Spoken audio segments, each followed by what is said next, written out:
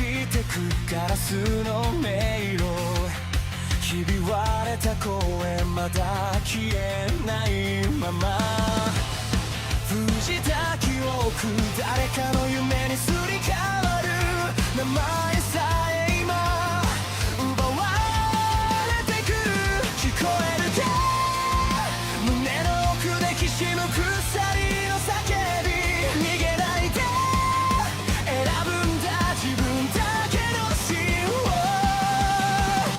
一つ書き換えられた世界で僕は僕を上書きしてくささやく嘘切り裂きながら覚めないなら夢を燃やせ一つ操られた明日に君の本と響かせてかけ違えたストーリー今塗り替えてゆけ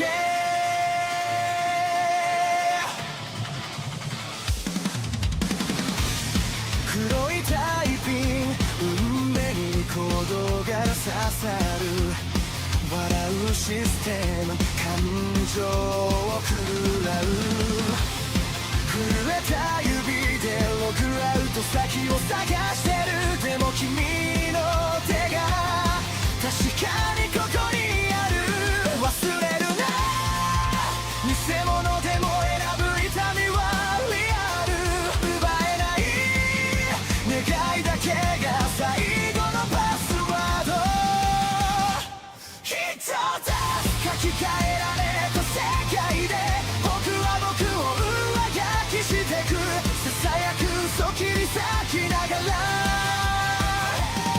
覚めないなら夢を燃やせ一つ操られた明日に君の本と響かせてかけ違えたストーリー今塗り替えていけ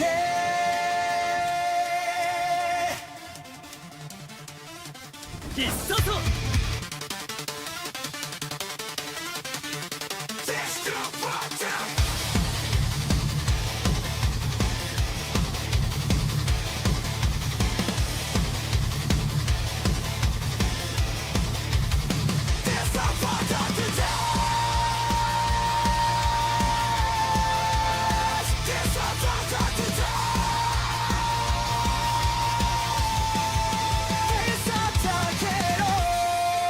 君の声で暗いスクリプトを壊して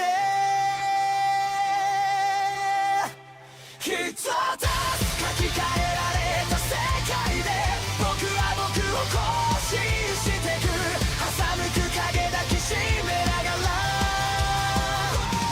傷ついても夢を離すな一つ操られた未来君と一緒に飛び越えて交差してくストーリー今始まりに帰ろう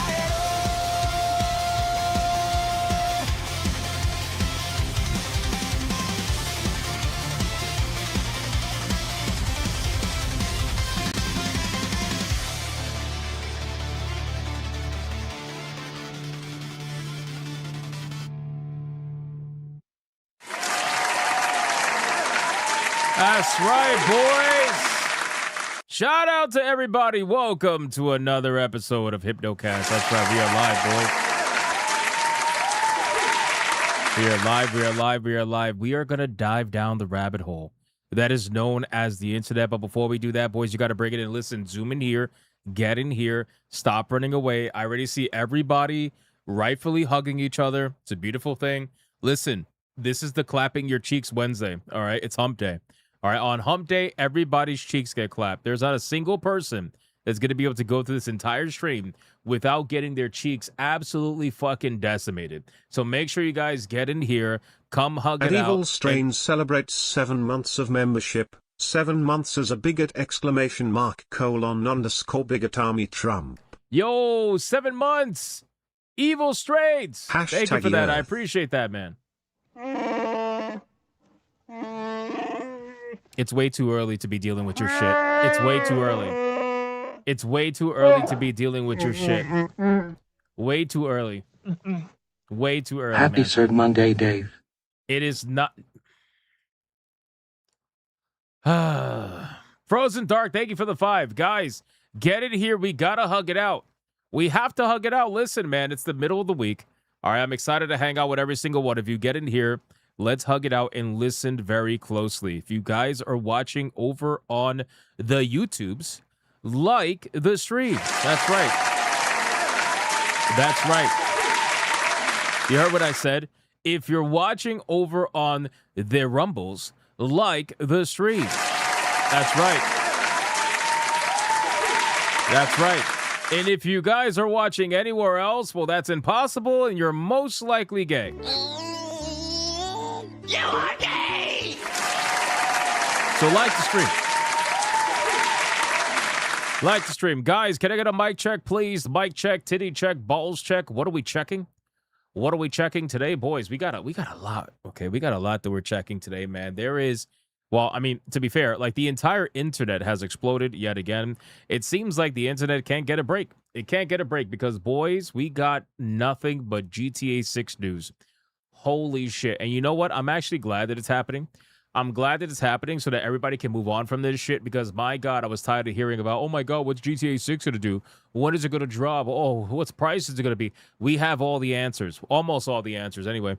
So we're going to go over that. We got a lot of GTA 6 news that we're going to be going over today. On top of some Lords of the Fallen news, we got some other, apparently they're pulling out of a showcase. I think it's Gamescom. Yeah, they're pulling out a Gamescom, apparently. That's interesting.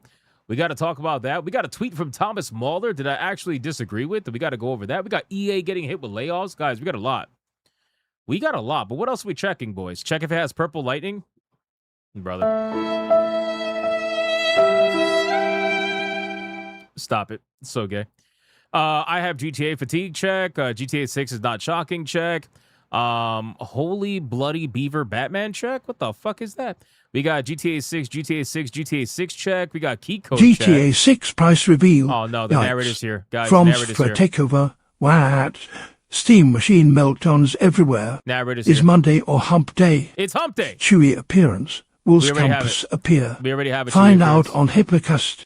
Wow, he did not lie. He did not lie throughout his entire super chat. That's insane. Shout out to the narrator. Draconic with the 10 for the first time ever. Not lying. That's amazing. That's actually kind of shocking. I'm a little shocked right now. Guys, listen. We got a lot we got to go over. What else we checking? Why no game key card / disc check? Put together in Ecoa's Jagan Gumpla check. error. Very nice. You Very stay nice. away from Hypno, he's mine. Oh, shit. You know, I got excited for like a second and a half. You're both wrong. Hey, yo. I has the cage ready. Hey, that's scary. Wahaha. Yeah, don't do that. Don't do that. That's scary. No. See, that's scary. That's scary. I didn't even know we had an ASMR voice. That is really scary. Don't do that. That's that psycho bitch shit. No. Don't do that. That's weird. Lockwire, thank you for the 10. Listen, guys, our ESG scores are at their maximum. We're fully funded, man. Like the stream. Let's go. Let's go. Guys, let's do the Bigot Army roll call. But before we do that, man, we got to talk about today's battle because there is, in fact, a battle going on today, boys, and it's going to be a big one. It's going to be a big one. One might even call it a BBC. You never know. Boys, let's go.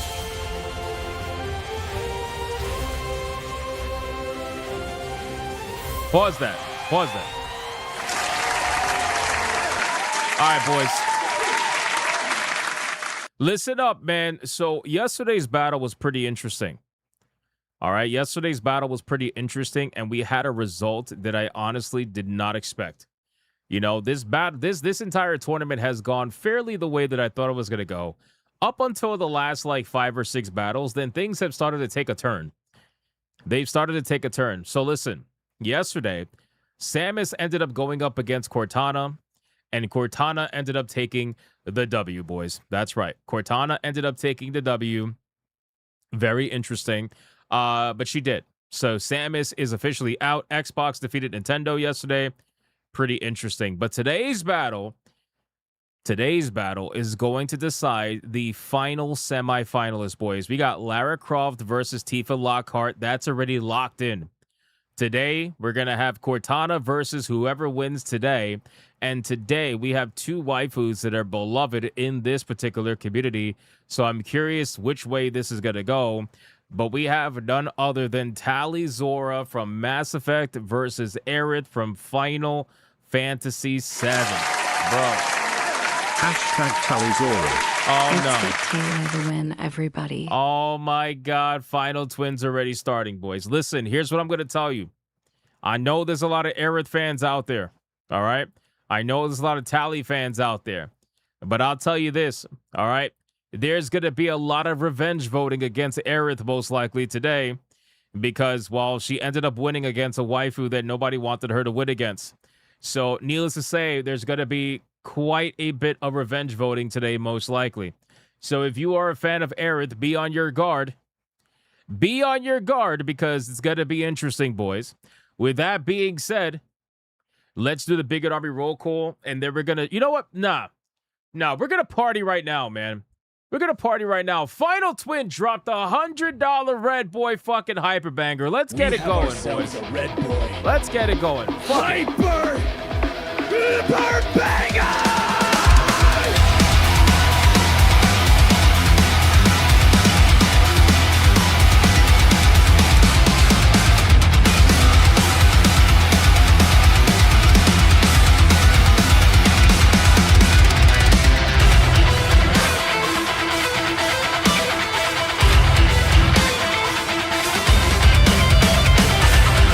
All right, boys, we got another Red Boy hyper banger. Let's bring the ladies in.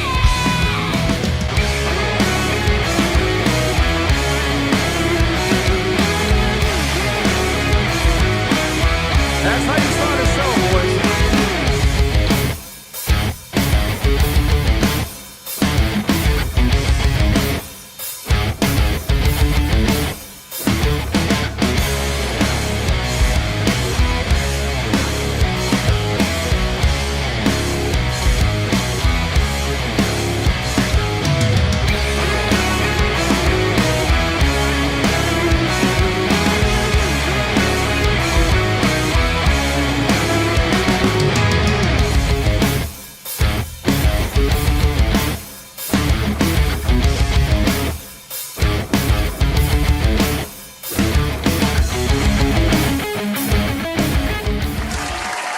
Shout out to Final Twin. Unbelievable. Thank you so much. I appreciate the sound of war. It's the sound of war. Well, guess what, Final Twin? I got some good news for you, my man, because you're not alone. You're not alone. The revenge voting against Aerith is officially here. It is here. Final Twin dropped a $100 Red Boy hyperbanger over on YouTube. Like an absolute boss. However, King Demon Wing dropped a $300 Red Boy Hyper Giga Banger, and he dropped it for Tali Zora. We have ourselves a Red Boy hyper banger!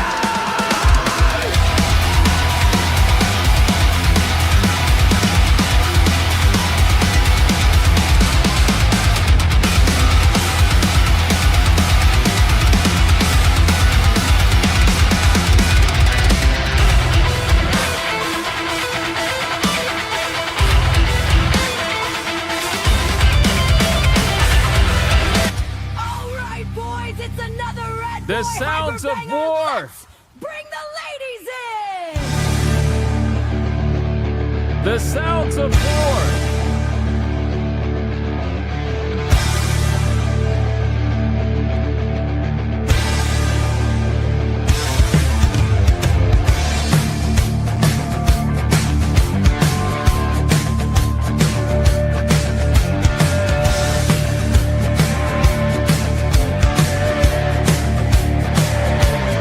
Is it over?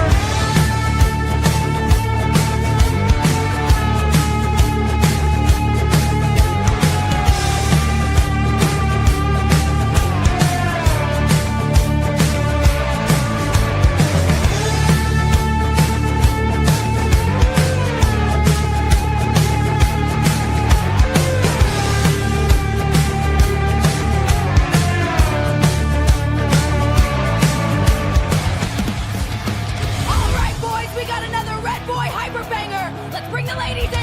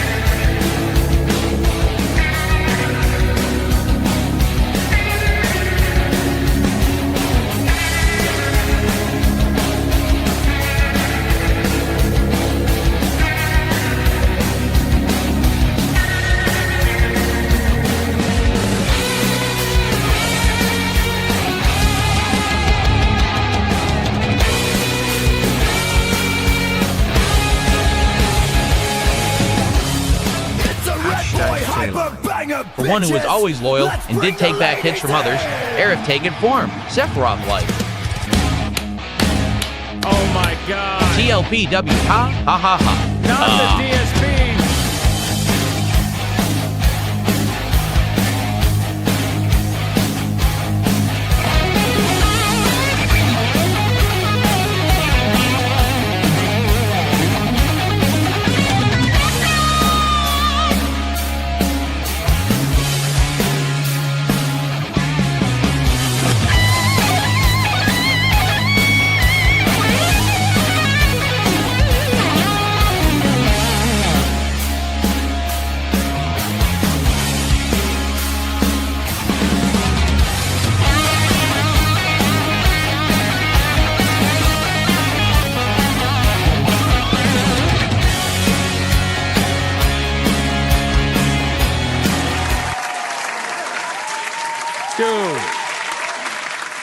Bro, King Demon Wing absolutely joining forces with Final Twin Boys. Is it over? Is it over before it even began? Is that it? No Aerith fans? That's it? They're just running away scared? Did Sephiroth kill your girl? That's it? Well, I mean, to be fair, the remakes, you know, there's a whole nother story. But anyway, you know what I'm saying? You know what I'm saying? Is that it? Is it over before it even began? I guess so, man. That's it. Sephiroth took your girl. It is what it is. Boys, let's do the Big Army roll call, man. Who's in the chat hanging out with us? Let's call them out. Let's call them out. Blackie Chan is saying it's over. John D saying it's not over yet. All right, well, we're going to find out. We're going to find out. Let's check it out, man. Let's go into the chat and let's see who's got what. Bio2Wolf, that was crazy, by the way. We got ACC is in the chat. Taffy's in the chat. Exodus Council's in the chat. What's going on, man? We got Blackie Chan is in the chat. Joel Jimenez. We got Phil Espa. Vice Admiral Deco of Mars. We got 2Kill Curry. Yamato 85, the fourth wall guy. We got Secret Final Boss. We got Dregatello in the chat. John D is in the chat. What's going on, brother? We got Christopher Lloyd is here. We got T-Jap is here. What's going on, T-Jap? We got Mr. Hardcore Mode. It says Hypno is gay. Pass it down. Wow. Wow. I'm starting to think that you're feeling a certain way because you got felted in Counter-Strike. That's not my fault. That's not my fault, man. All right? Hashtag Tolly, I prefer Miranda, but I'll take any Mass Effect girl. That was creepy. Oh, my God. It got even worse. It got even worse. How did it get worse? This is crazy. There's more? How many? How many? Four. Four so far. Four. Oh, and a bomb. And you blew her up? You blew her up after you clapped the cheeks? You blew her up? Wow. Wow. Must be Chicago. Actually, no. They don't have bombs. They got guns. Anyway, who else we got, man? We got Ron DFK. Everybody touch the hat. Everybody touch the hat right now. Ron DFK. Hashtag Tailizora. I'll take the bubbly girl over the back shot laddie. Also Balter babes, please. Brother. What the fuck is going on, bro? Aerith fans just non-existent? Bro, can somebody call up an Aerith fan? What's happening, bro? What's happening? Speedy Cake. Jesus, man, stop. She's already dead. I mean, technically she was already dead, but it doesn't matter. Jesus, Speedy Cake, $100 Red Boy Hyperbanger for fucking Tally Zora, man. Jesus Christ. Hyper! What is happening?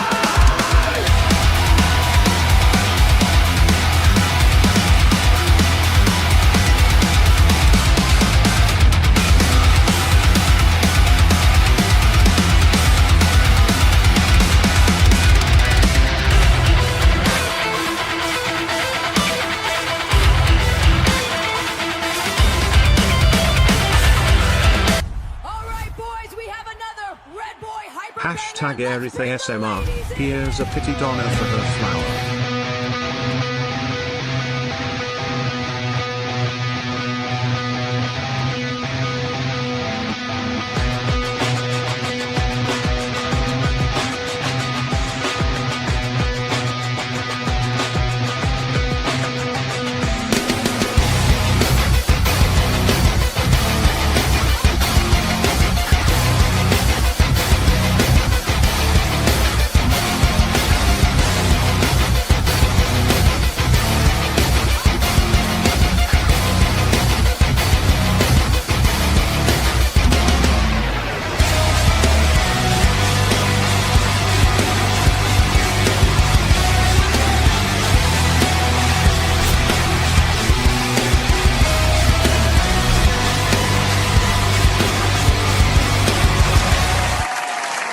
Jesus Christ, boys.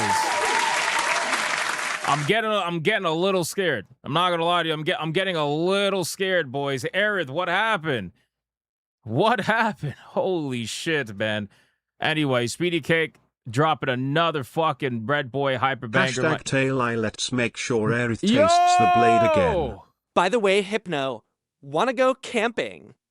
What the fuck is going on, bro? Relax. She's dead. She's dead.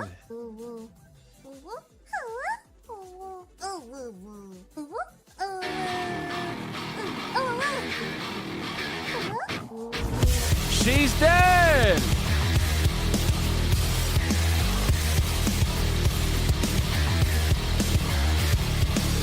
Guys, listen, I'm very happy we got to tier 2, but she's dead, man. Relax. Oh my god, bro. Yeah, Tali. But where is my Emmy waifu Kasumi at? Oh my god. Now we're just fucking random bitches now. Wow. Okay. Okay. Interesting. Guys, relax. She's dead. Okay? She's dead. There's no... May she rest in peace? She's not resting in peace like this. She's not resting in peace like this. This is like you're going to her grave and you're burning the bones. What is happening? Boys, anyway. Jesus fuck, man. Let's go. Hold Hashtag on. Earth. Hold on. Oh my god. Oh my god. Relax. Guys, we're gonna play a clip for the late plug. He wants to go camping. So let's make him go camping, boys. And then we're just gonna get right to this. We're gonna get right to it, boys. I don't know what's going on. I bought some flowers for Aerith for her flame. That's crazy.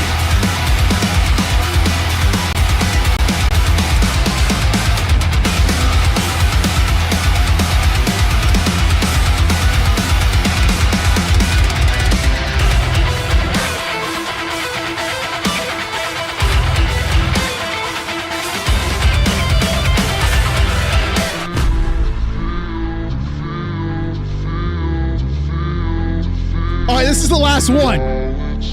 This is the last one.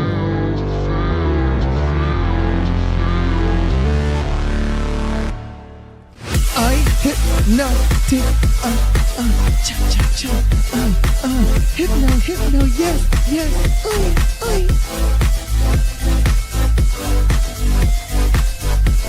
big strong beefy man.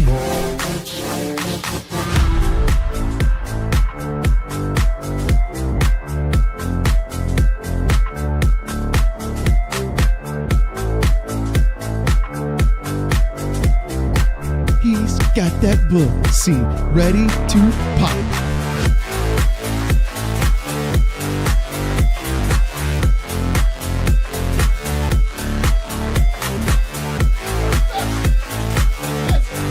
This man said perfection, brother. You gay as hell, boy. You're gay as hell. This man gay as hell. Tell you what, just like this. Try to relax your anus. And there's a little bit of your shoulders. He gay as hell. Hashtag Eris. It's the best I can do, but gotta give my girl at least some support. Yo, at least somebody's out here fucking fighting for Aerith, man. We got John D dropping the 5. I appreciate that. God damn, bro. What's going on? Guys, we're just going to skip the money shot. We're just getting right into it, man. we're getting right into it, boys. It is what it is, man. Thank you guys so much. Sincerely, this is crazy. I can't believe what's happening. I cannot believe what's happening, man. Space Monkey, thank you for the 5. Appreciate that, man. Evil Strain 7 months. Thank you, sir. Frozen Dark, thank you for the 5.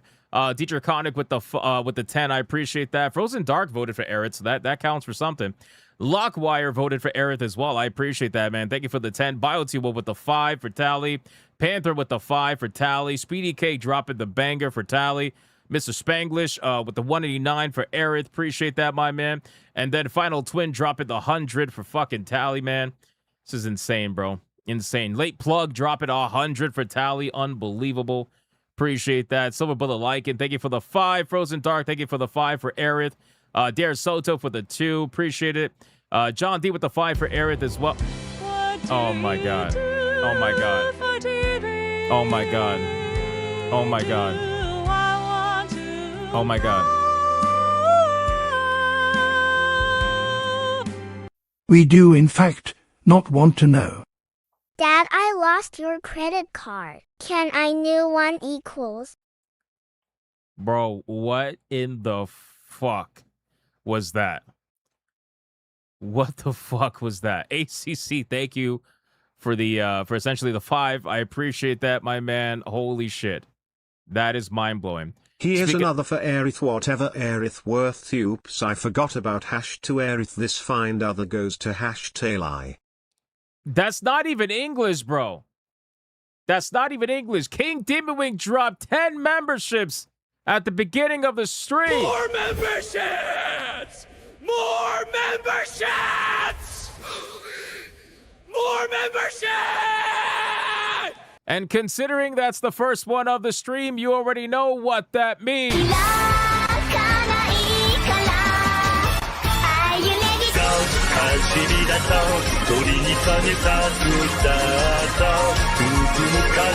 Honestly, I only picked tail I because Conan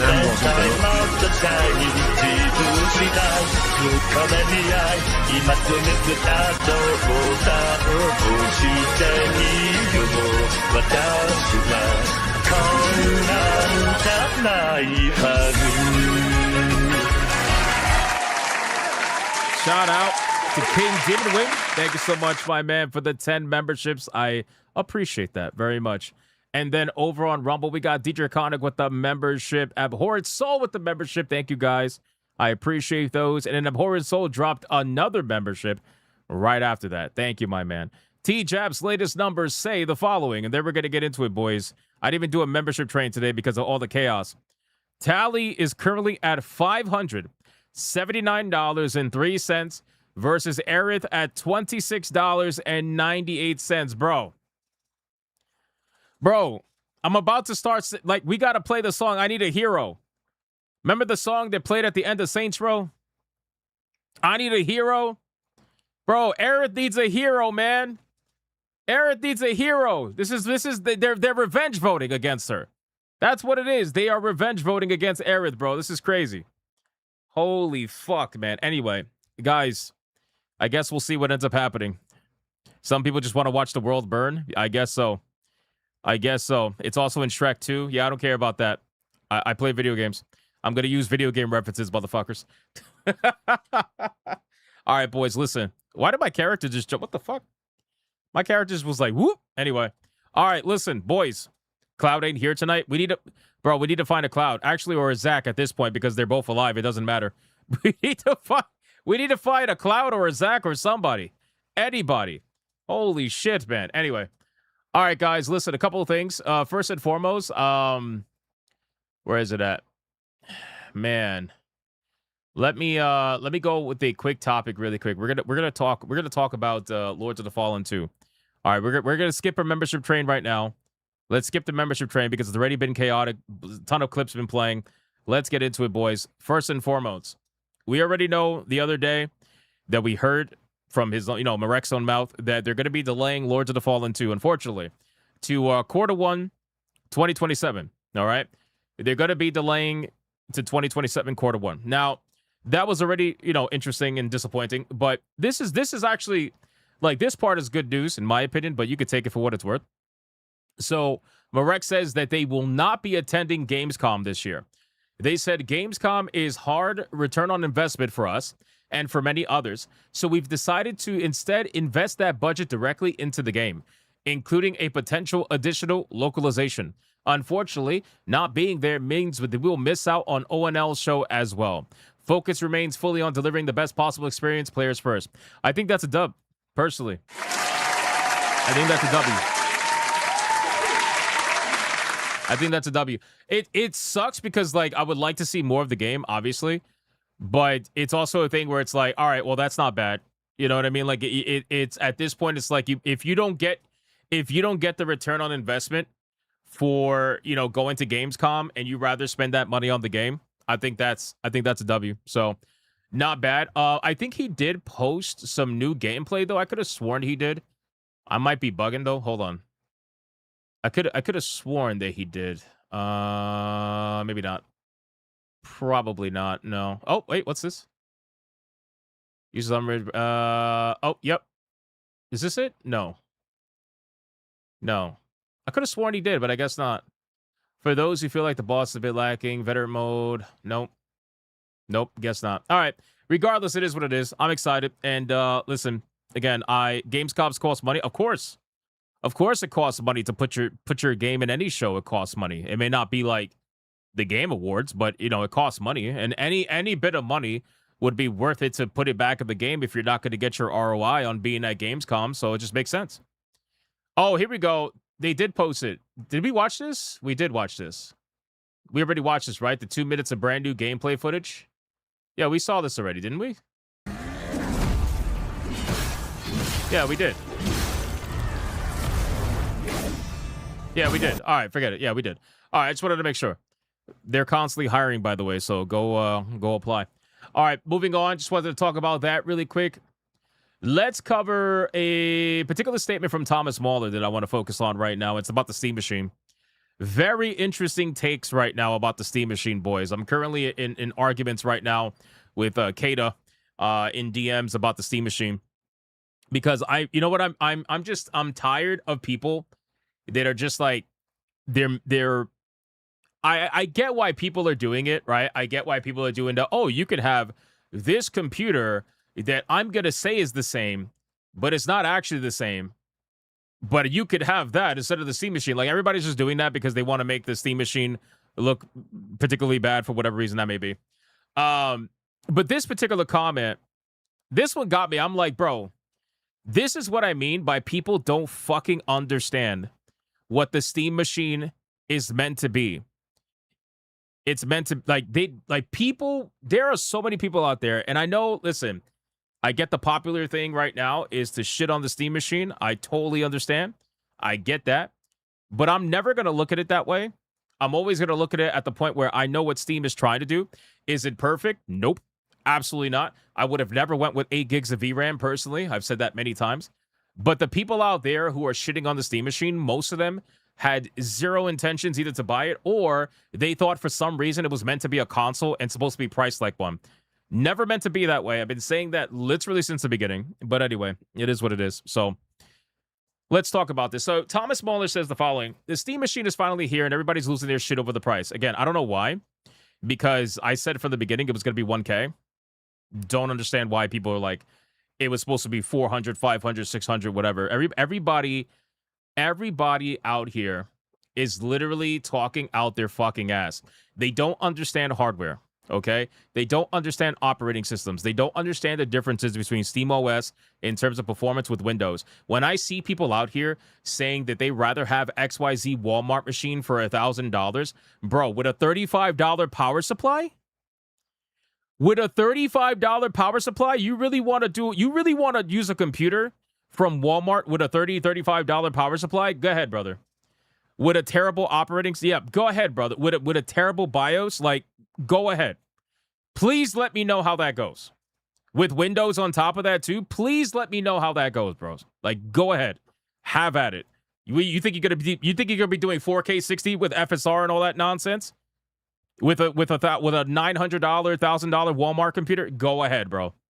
Please let me know how that goes. Please. Anyway, so The Steam Machine's finally here. Everybody's losing their shit. The thing I'm wondering is, wasn't Half-Life 3 supposed to be shipped with the Steam Machine? Little thought experiment. Suppose it would have shipped. Would have been great in the same way Half-Life 1 and 2 were and would have been exclusive to Steam Machine for a while. Would that have justified its price to you? Software sells hardware, brother. Okay, so how do I explain this for people who are out here pretending like they know about Steam and hardware? How do I explain this? Okay, so let me put it in stupid terms, okay? That entire exclusivity mindset, aka the closed borders, or like the walled garden as they like to call it, that particular mindset, that is a console mindset, okay? That mindset is a console mindset, and it is the mindset that is meant to sell restrictive hardware. It's meant to sell hardware that has nothing else to offer other than a restrictive experience, right? That's what it's for. That's all it's ever been for. So you saying like Half-Life 3 exclusivity, that is not what Steam has ever been for, and that is not what Steam would ever be. They eventually ended up putting Half-Life on other machines. Half-Life 3, when it comes out, is not going to be a Steam exclusive. It would be everywhere. If it was on Steam, it'd probably be on Steam for a few months until they fit. But like Half-Life, are we really bringing up Half-Life 3, bro? A video game that will probably never see the light of day? It's never going to see the light of day. Ever. Steam is meant to be literally everywhere. If you want a closed-in experience, if you want to just have let's just say a maximum graphical capability with a closed-in experience, you're going to go PlayStation. That's what you're going to go. And if you want to compare it to the Steam Machine, you're going to go PlayStation. Go PlayStation 5. You're going to have a closed-in experience. You're going to be stuck in their own ecosystem, but go with a PlayStation 5 Pro and have at it. That's going to be the maximum graphical capability for that particular dollar amount, but you're going to have to deal with that particular closed-in experience, right? But if you want an open-ended experience at an entry-level option, and keep in mind, it's an option, right? Because if you want to play PlayStation games, what are you going to have to do? Especially for single-player games, you're going to have to buy a PS5. That's what they're trying to get. That's what they're trying to get you to do. If you want to play certain single-player Xbox games, what are you going to do? You're going to have to buy an Xbox. That's what they're trying to get you to do. Although, supposedly with the Helix, they're going to open it up a little bit, but we don't know about that yet. But if you want an open-end experience, well, then that's what you would go with Steam for, right? Number one. So having this entire mindset about exclusives, Steam doesn't need exclusives to sell their hardware. Steam never needed exclusives to sell anything because they're not a hardware company. And just because they're releasing hardware doesn't mean they're a hardware company or a hardware-focused company. They've never been that way. They've never been that way, ever. Steam is a software company. And even now, they're still a software company. And the mindset behind Steam is to offer an option. They want to offer an option to be able to get into PC gaming, but it's not the only option. The Steam, like, people are acting like if you don't get a Steam machine, you're not going to be able to enjoy Steam or Steam sales or anything like that. Obviously, that's not true. Steam machine is an option. Another thing too, people are bro, I can't even tell you how many times people are like, well, for $1,000, I could just build this $1,000 custom build that has Windows with the same specs that is 100 times the size of the Steam machine. Bro, what I keep telling people are being real weird about the Steam machine. It's odd. I don't really know what it is. Bro, you're not required to buy it, number one, in order to enjoy Steam. So that's a W. Because unlike the consoles that are selling for cheaper, the reason why they're selling for cheaper is because they're going to force you into their ecosystem, and then in order to play online, you're going to have to pay them, and if they charge that amongst the millions of people that do that, now they made their money back that they lost on the console. Steam doesn't have that option. People really tend to forget that. Like, Steam does not have any option for that whatsoever. It's a completely open-ended system that has no subscription whatsoever. There's literally no way for them to subsidize it. You can go buy a Steam machine right now and never buy a single video game from their store. If you did that with a PS5, all you're going to have is a glorified fucking DVD player. Unless you obviously do some illegal shit with it, but then that's something totally different, right? That's something totally different. Hypnotic's been triggered. I've been triggered by the lack of knowledge that people are trying to fucking argue with their whole chest. People are out here trying to, and I love how people are like, oh, you're triggered. Yeah, I'm triggered. Why? Because I saw the price coming from a mile away and everybody else didn't. So the ones that are complaining online, they're not triggered, but I am. How am I the triggered one when I'm the one that saw this coming a mile away and everybody wants to pretend to be blindsided? How the fuck? How does that even work? It's crazy to me. So then I argue. I was like, okay, so then people are saying, well, I could build a similar PC. Okay. Here's what I'll say. Build a similar PC with SteamOS at the same 6x6 size. Okay, because right now what people are doing is they're building computers at the same specs without SteamOS, with Windows in there. Subsidized parts, by the way. On top of that, too, they're building it with computers at 100 times the size. It's like, brother, are we going to pretend like convenience doesn't add value or sell? Are we going to pretend like convenience doesn't sell? Okay, if you don't think convenience doesn't sell, I already know that people out there are going to be like, well, I could just plug my PC into the computer. Okay, then why aren't people doing that?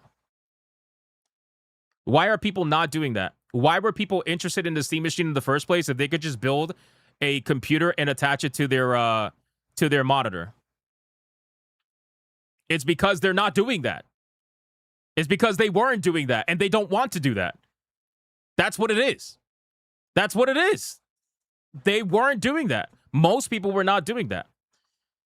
Convenience sells. Convenience always sells. And if you do not believe that convenience doesn't sell, then you can look at Uber Eats, right? Or better yet, I'll tell you something even more egregious in terms of convenience selling, right? How much do you guys pay for a bottle of water when you are in let's say a bodega? How much do you pay for a bottle of water in bodega? How much do you pay? How much do you pay for that bottle of water? Like what? Like $1, $2, something like that? Is this even an argument? This should be common sense. It's not common sense. People are thinking like, bro. Again, I've been saying that, is the Steam machine too expensive? Yes. But that's because the Steam machine and everything else is too expensive. I don't want to pay $900 for a PS5. I don't want to pay $1,050 for a Steam machine. I don't want to pay whatever the fuck the Xbox price is.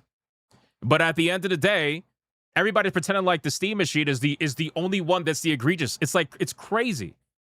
Under $3. All right, so what do you want to say? Like $2? You want to say $2? Okay. So $2 in a bodega. How much do you pay for that same water bottle when you're up in the air on a plane?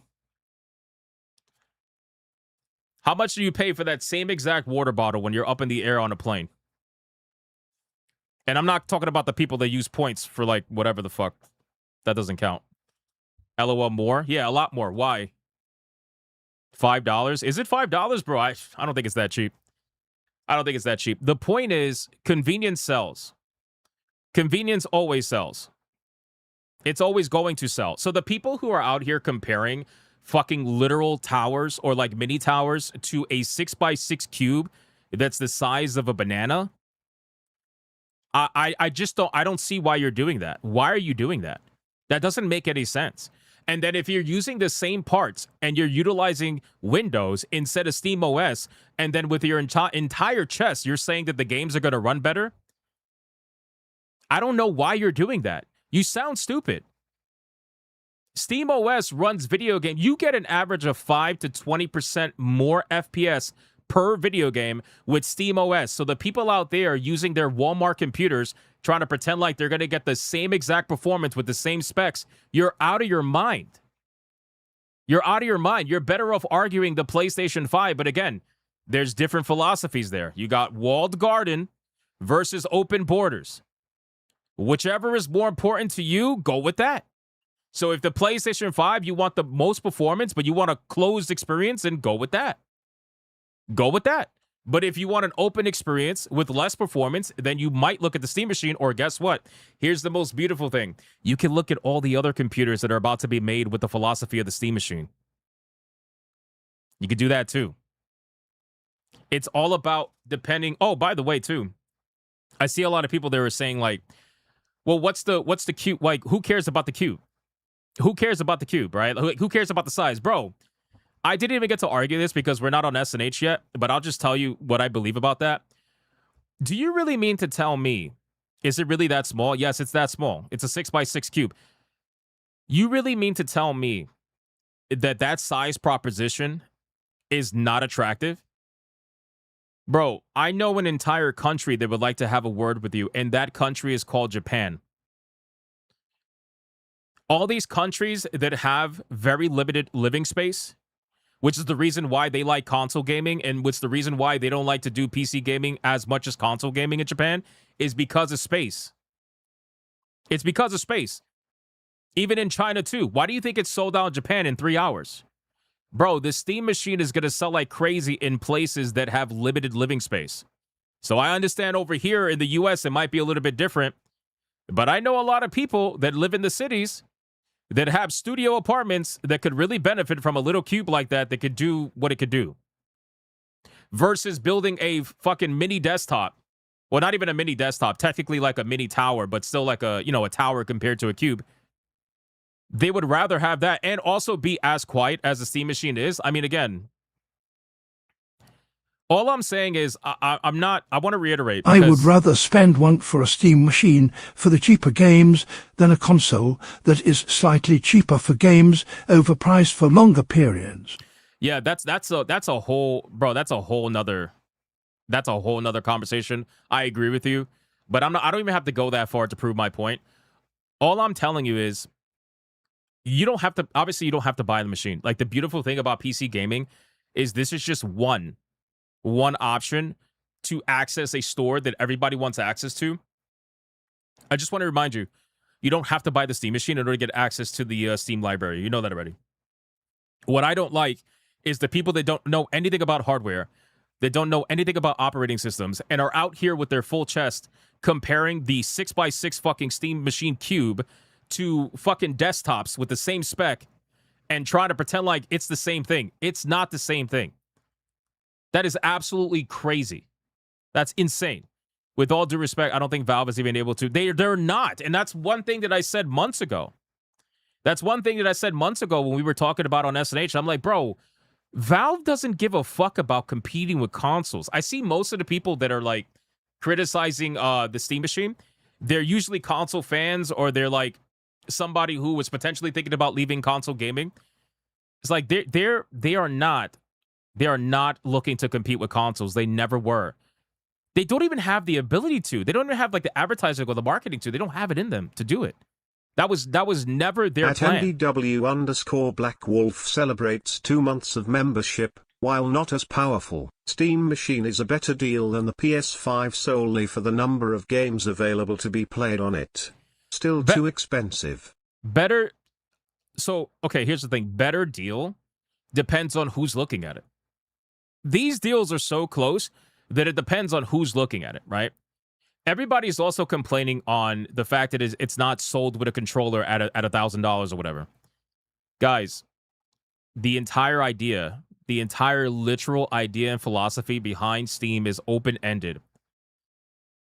It's open-ended. So why would they raise the price to include the controller when they could give you the option to buy it without it, and then that way you could use whatever controller that you want, because you could use any controller. That's the whole fucking point.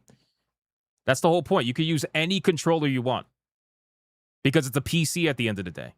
It's not like you're forced to buy a PlayStation 5 controller to use with the PlayStation 5, or to use hardware that's specific for the PlayStation 5. Like, you could use it. It's open-ended. It's completely open-ended.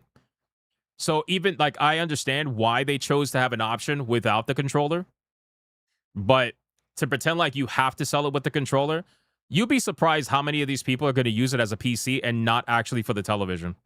Even though I know that's kind of like an oxymoron a little bit, but you'd be surprised how many people are actually going to use it for the, why buy the bull when you could come for free? Relax, bro.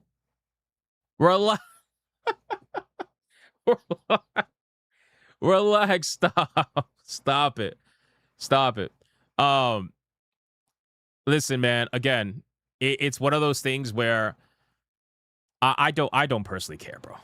Again, I want to be very clear. I I don't mod a personally bunch care. of my games. I was debating getting it not because of the price but modability of games. That's I fair. don't think it would handle That's the fair. amount of mods I use on my favorite games. I don't think my so. My PC is still a beast after 3 years.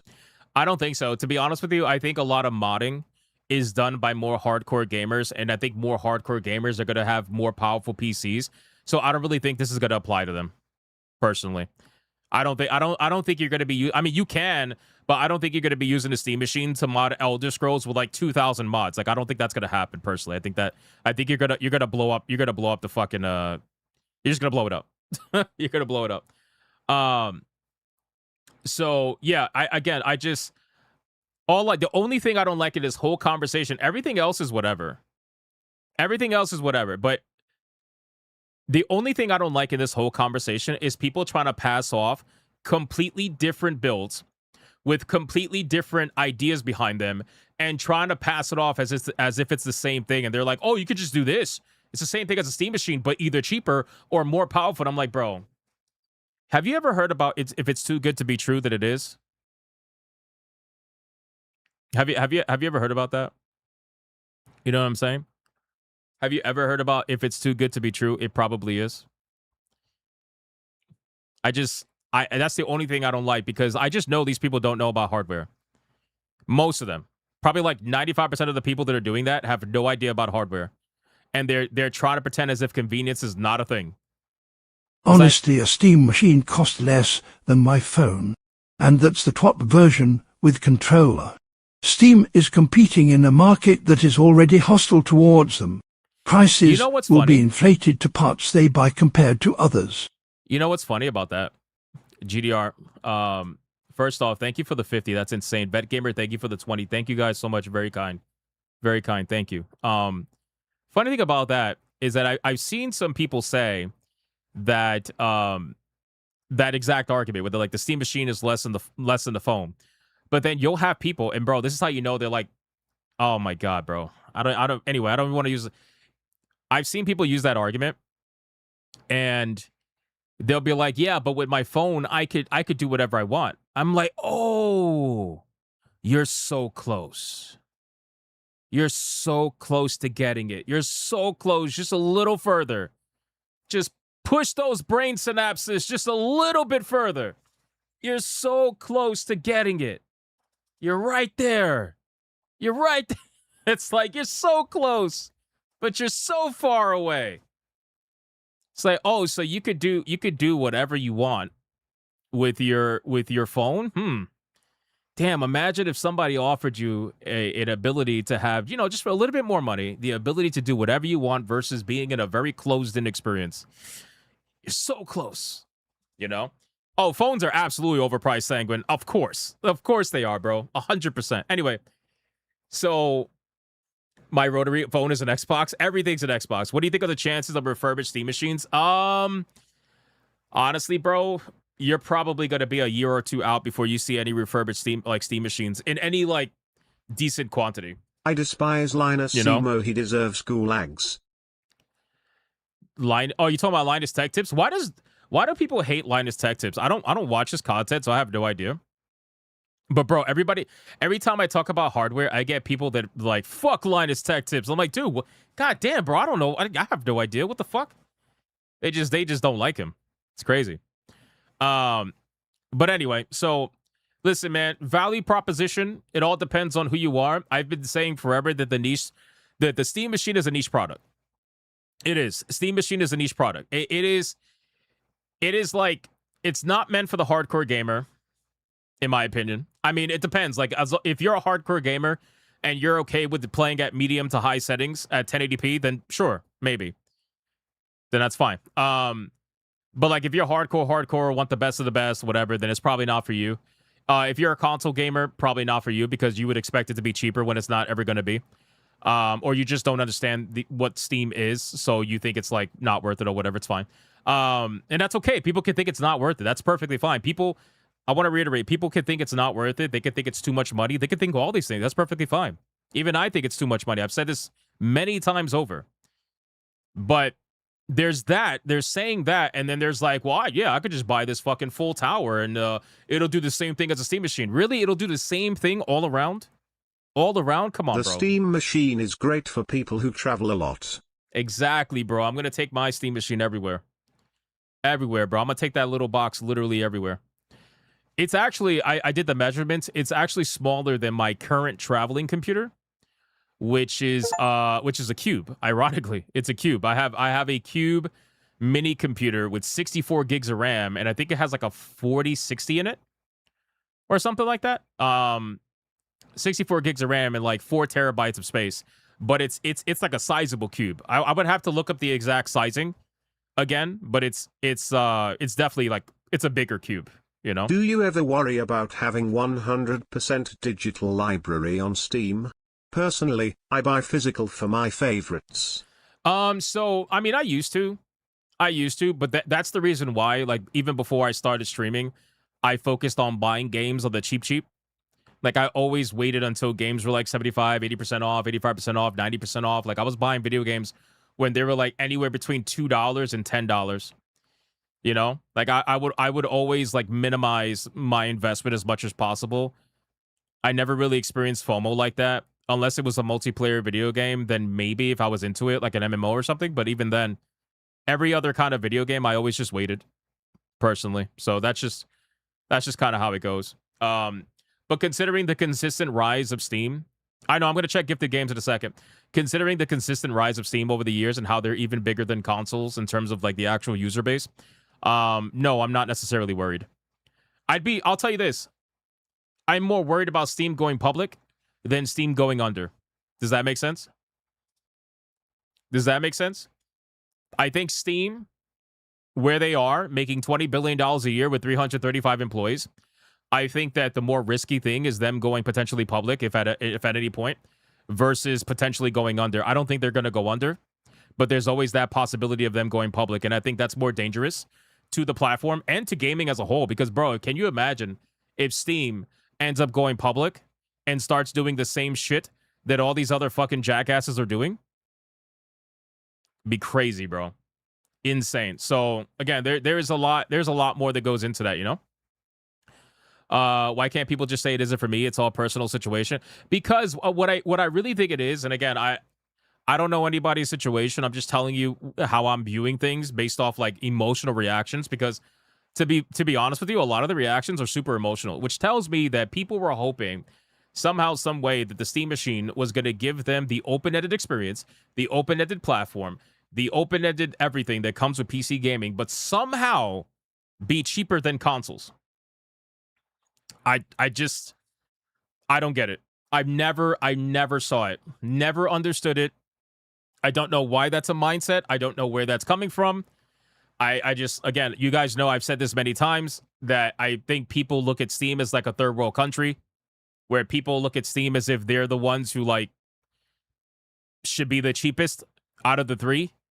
But people don't realize that Steam didn't get to where it is by being the easy bitch. You get what I'm saying? Like, that's not how it goes. Steam got to where it is because, well, actually, no, I take that back. They did get to where they are by being the easy bitch.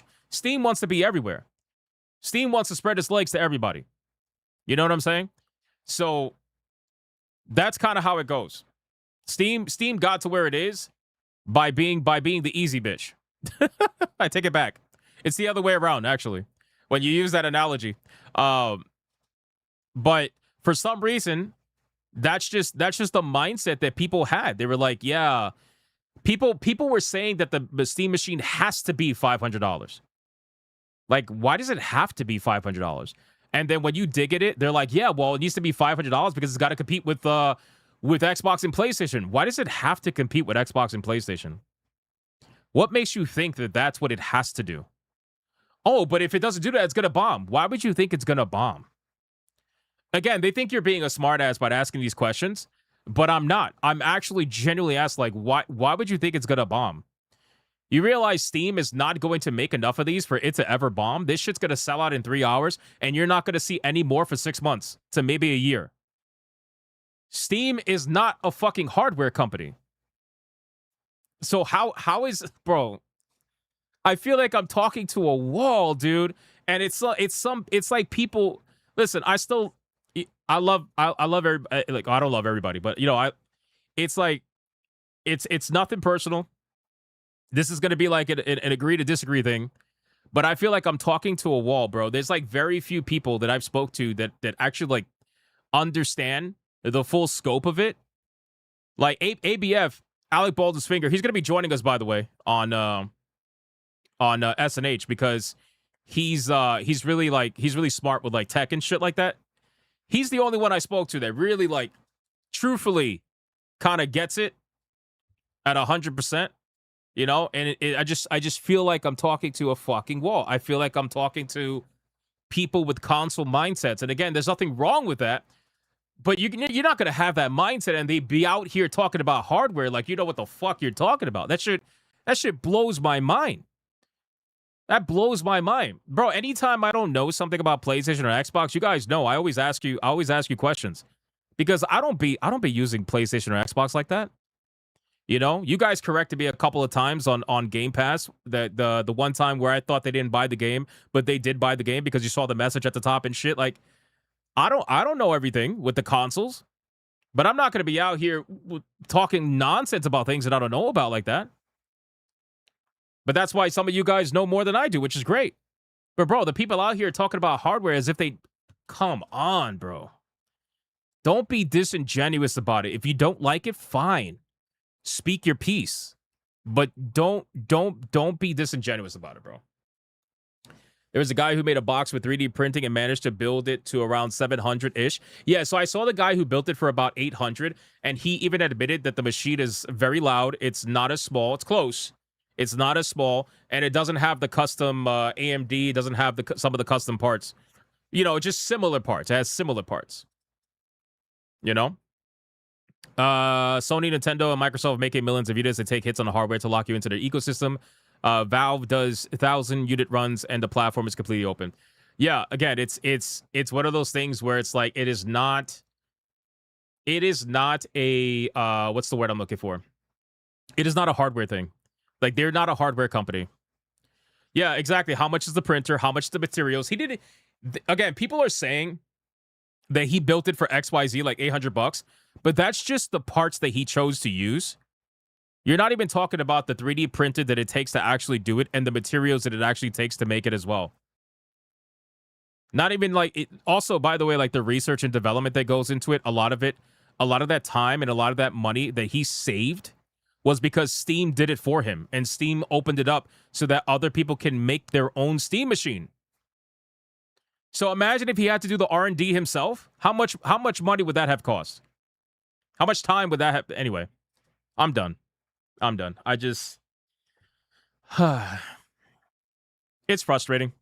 It's like, I'm genuinely talking because I want to explain the mindset that this company has, that I know that they have, that they've even said that they have, but people are reading that and then they're spinning it into, well, they're not competing with consoles, so it's going to bomb. Bro. It's like, am I talking to the fucking sky? I feel like I am sometimes. Not you guys. I'm just saying in general. In general. Anyway, so that's basically it. Let's check out the gifted game. Saturday's going to be fun. Saturday's going to be fun, bro.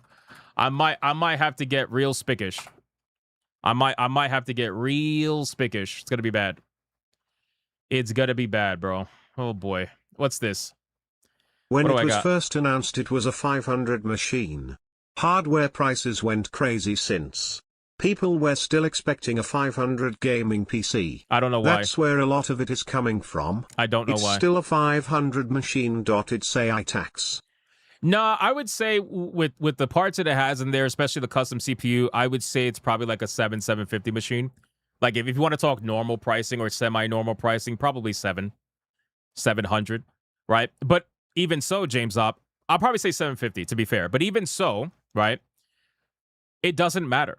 We would still be having this same exact conversation. You want to know why? Because people will then compare that $750, $800 Steam machine. They would compare it to the $450, $500 PlayStation 5, and they'll be like, well, that's just too expensive compared to the consoles.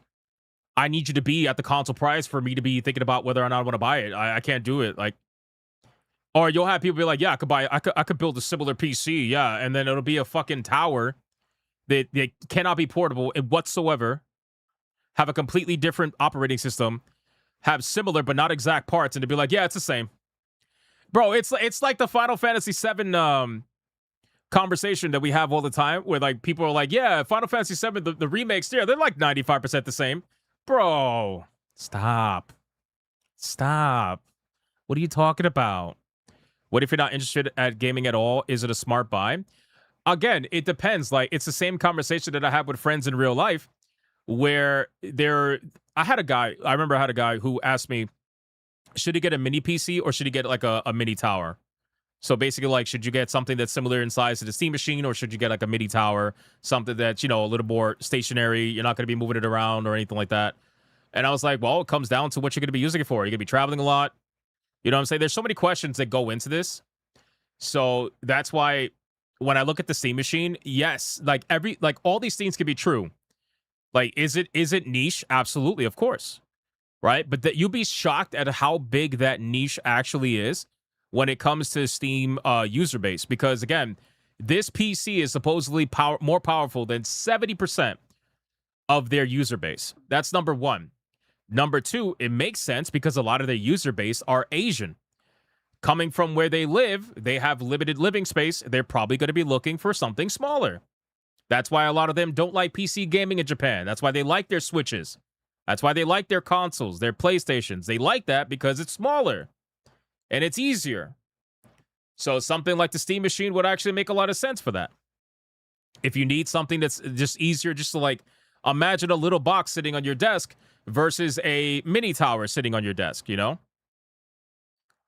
There's a lot of questions that go into it because when you buy a PC, it's never just a straightforward thing, which is why the people that are trying to compare it to the consoles that are a straightforward thing are never going to be genuine about it, because you're comparing something that's not straightforward with something that is straightforward. It's never going to have that kind of comparison. Anyway, guys, we got a gifted game for No Hearts Left. He says, I'm planning to get the Steam Machine because I want to experiment with the operating system. That'll be smart. I despise Windows 11 like your hairline without a shape up. Yo, that's crazy. That's crazy, bro. Holy shit. Nice. I like that. That's good. He gifted Mold Washer. Is this like Power Washing Simulator, but for mold? How does that work? Clean moldy messes as a break. Wait. Wait, hold on. Are you gifting me a cleaning game because I'm Hispanic? I just realized that. Wait a second. First off, that's the women. That's that. If you want to be racially accurate, that's the women that do the jobs, okay? Spanish women do the fucking cleaning jobs, all right? You want to be racially accurate, you gift me a lawn mowing simulator. That makes a lot more sense, you son of a bitch. Okay?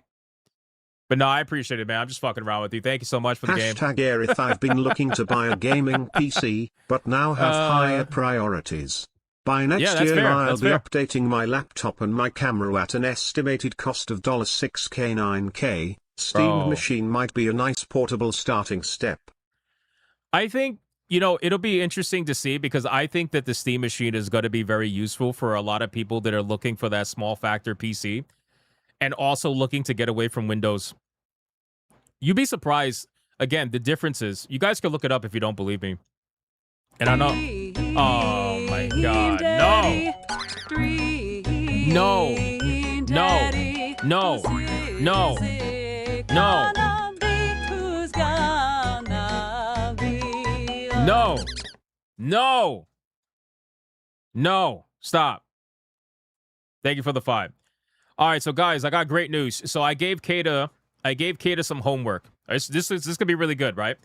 Because Kata knows a lot about building computers, in case you guys weren't aware. So I gave Kata homework, and I said that build me a portable PC right now, same size as the Steam Machine, same specs, same price. I'll get a Steam Machine to install Windows Vista.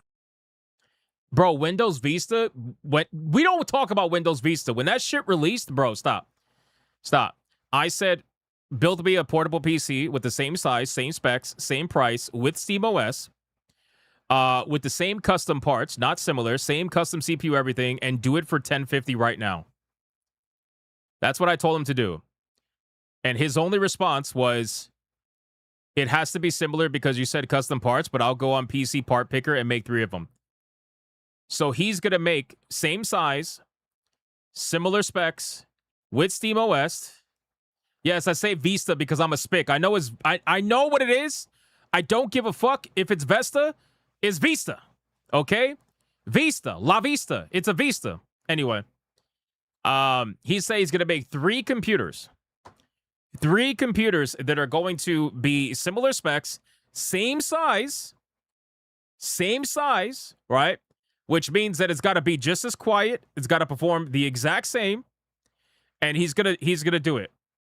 Now, I already know that he's going to bring me 3 computers that are going to be either mini PCs that have Windows on it, right? That are going to be on sale from their original price, not their actual MSRP price, because I see people doing that all the time. Hashtag Aerith, I reserved the 2 terabyte Steam machine. Did you really? Holy shit, man. That's awesome. Good shit. Good shit. They're going to be like Chinese parts that are fucking like trash, that'll fail on you within a year, have nowhere near the same amount of warranty. If I can play all my games on SteamOS without performance loss, I will drop micro slop ASAP. He's gonna end up giving me some fucking like iBuy Power computer or something like that. Or Cyber Power, whatever the fuck the Chinese computers are that fail right after their warranty window. Right after their warranty window. Anyway, did he talk about FromSoftware? No, I did not. I'm just having a little bit of a melty melt. But you know why I'm having a melty melt? It's because I'm passionate. I'm passionate about PC gaming. I know my shit when it comes to PC gaming. And I already know what the answer is going to be, which is why I sent him on that little homework. And I'll have him bring it on Saturday. And we're going to see a whole bunch of fucking Walmart computers on sale with Chinese parts, $30 power supplies that are going to fucking melt on you. I can't wait, bro. It's going to be great. It's going to be great. And then they're going to try to pretend like having no warranty, or well, I should say, they're going to pretend like having a Steam warranty is not better. They're going to pretend like, or even Steam support is not better. They're going to pretend like none of that matters. It's going to be great. Can't wait. Can't wait. Passionate about Steam? No, I'm actually passionate about all the machines. I'm passionate about all the machines. The problem is that I don't like the closed-in experience of the consoles, which is why I tend to stay away from that, personally. Not to mention the pre-built computers having absolute fucking trash BIOS, trash motherboards. Anyway, whatever. All right, boys, let's continue. We got a lot we got to go over, man. We got a lot we got to go over. Let's fucking do this, boys. Great conversation. I appreciate that. Oh, by the way, can we just stop coping about Half-Life 3? It's not happening. It is not happening. Stop coping about Half-Life 3. Please. Please. Stop. That's all I'm saying. Please. Anyway. Guys, we got to talk about EA. Hey, you saw that video about what? Wish? Dude bought a 4 TB storage drive. Opened it up, and it was nothing more than just 4 USB sticks electric taped together in a 4 TB housing case. No, that's not true. That's not true. That's fucked up, bro. No, that's crazy, bro. Wow. Yeah, well, that's it. That's them Chinese parts, man. That definitely happened. Oh, my God. That's crazy. That's wild, bro. That's fucked up. That's fucked up. Wish was responsible? Yeah, I mean, I wouldn't be surprised. That's crazy. Anyway. All right. Actually, before we talk about EA, let's talk about FromSoftware. Let's talk about FromSoftware because it's a little more important. So, there's been some chaos happening at FromSoftware. I spoke about this one time recently, so I'm going to talk about it again. Because now we got an update. Okay, so in case you guys are unaware, there has been a little bit of a battle going on at FromSoftware, where the shareholders are trying to do a little bit of a hostile takeover of FromSoftware. They believe that the CEO is not doing his job. they believe they essentially are trying to out him or oust him, not out him. They're trying to oust him out of the chair as CEO. We got a article here from Kotaku. Shareholder battle over handling of Elden Ring fails to oust FromSoftware majority owner's CEO. Okay? While Kadokawa's CEO has survived this round of voting, activist shareholder group Oasis Management has increased its stake in the company to 15.25%. They are trying to actually hostilely take over this company, which is insane. So this particular group, Oasis Management, they do call themselves activist shareholders. And again, when I hear of shit like this is why I think to myself, like, I'm so glad Steam is private, because if they were public, they would have to deal with this. Do you guys know that the moment Steam were ever to go public, the activist shareholders would try to hostile take over the company at any given time, like easily, right? So anyway, they're trying to get rid of this guy for what they say is a failure to handle Elden Ring properly, because they believe that FromSoftware essentially gave up a lot of their money that they could have kept themselves by essentially using Bandai Namco as a publisher. They view that as a waste of money, okay? So with all that being said, since they view it as a waste of money, they want to get rid of the CEO who doesn't want to rock the boat and essentially give up Bandai Namco. They don't want that relationship to exist, because they view it as it's money that could go into the pockets of the shareholders. That's literally what they said last time we covered this. So they ended up doing this vote, and by doing this vote, they failed. So let's go over it and let's see what's going on here, because this is crazy, man. So Takeshi Natsuno, the CEO of FromSoftware's majority shareholder Kadokawa, has survived the proposed bid to oust him from the company. Oh, so they want to get rid of his ass completely. They don't want to, like, demote him or anything like that. They just want to completely oust him from the company. Has survived a proposed bid to oust him from the company by the activist shareholder group Oasis Management. Although Oasis Management is Kadokawa's largest shareholder, owning 15.25% stake in Elden Ring developers, majority shareholder, Kadokawa announced earlier today that the activist shareholders had failed to secure a majority vote for their proposal. As spotted by Reuters on June 23rd, Oasis Management had proposed that Kadokawa CEO Takeshi Natsuno be dismissed from the company on June 1st. Oasis Management shareholders stated in their proposal that Natsuno was markedly unsuitable to serve as a director of the company, all because they want more money. That's literally all because they want more money. So they view him as unsuitable just because they want more money. And again, it's because they don't like the idea of Bandai Namco being the publisher. They want FromSoftware to be the publisher and the developer. They want FromSoftware. They view FromSoftware as being big enough, which I don't necessarily disagree with, but I just want to kind of tell you what they view. They view FromSoftware as being big enough to give up their relationship with other publishers and say they'll do all the publishing. They'll handle everything in-house, and that way they keep all the profits, and those profits go to the shareholders' pockets. That's what they want. They want them to stop using external sources completely. That's essentially what's going on. Now, Oasis also criticized what it called Kadokawa's quantity over quality strategy, stating that Kadokawa's numerous manga, anime, and video game releases in the past 5 years had weakened the company's intellectual properties. I don't know about that. FromSoftware has only been getting more and more successful, so I don't know if you can argue that their properties have gotten weaker over time. I don't know if you can argue that. Likewise, maybe you can with Elden Ring Night Reign, because Elden Ring Night Reign didn't sell as well, but then again, Elden Ring Night Reign is like a roguelite spinoff, so not exactly like a mainline entry, I suppose, even though I guess you could treat it as such, but realistically, it's just like a redone Elden Ring. I don't really view it as something mainline. Anyway, Oasis Management proposal also directly mentioned FromSoftware. Despite owning the global asset FromSoftware, Kadokawa has not been able to achieve global publishing on its own, and this has not been sufficiently linked to the overall growth IP or IP monetization. The activist investor group had previously made the case for FromSoftware self-publishing its games instead of relying on Bandai Namco. Under a simplified scenario analysis, if FromSoftware were to produce another hit title comparable to Elden Ring, with sales exceeding 30 million units, the absence of self-publishing will once again result in substantial economic value being left with external publishing partners rather than Kadokawa shareholders, Oasis wrote in one of its earlier presentations. So this is the problem when something goes mainstream, right? When something goes mainstream, like Elden Ring, it brings in these kind of like parasites. Let's call them parasites, even though that may not be the best way to describe them. I'm going to call them parasites. When a video game like Elden Ring goes mainstream, like the FromSoftware video games beforehand with Dark Souls and whatnot, and Demon Souls and Bloodborne, they were popular.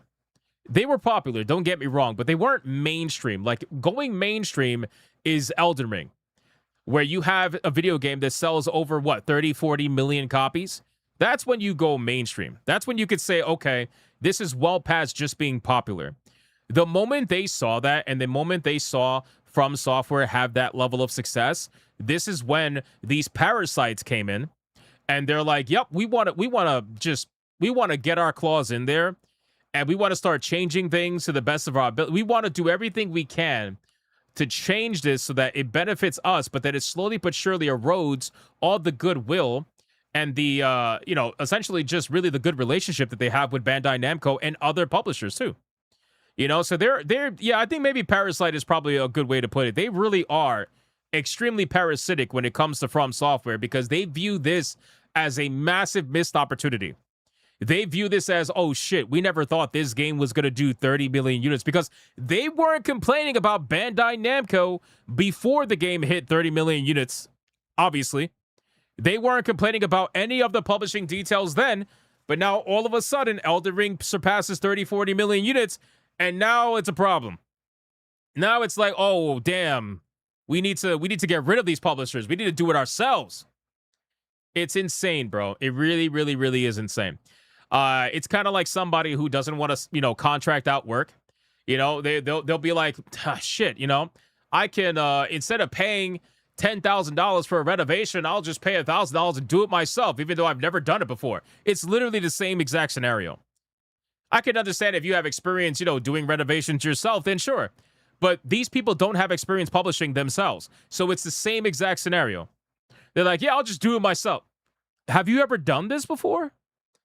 They just think it's going to immediately work just because they want it to work. Like, bro, you're going to rock the boat.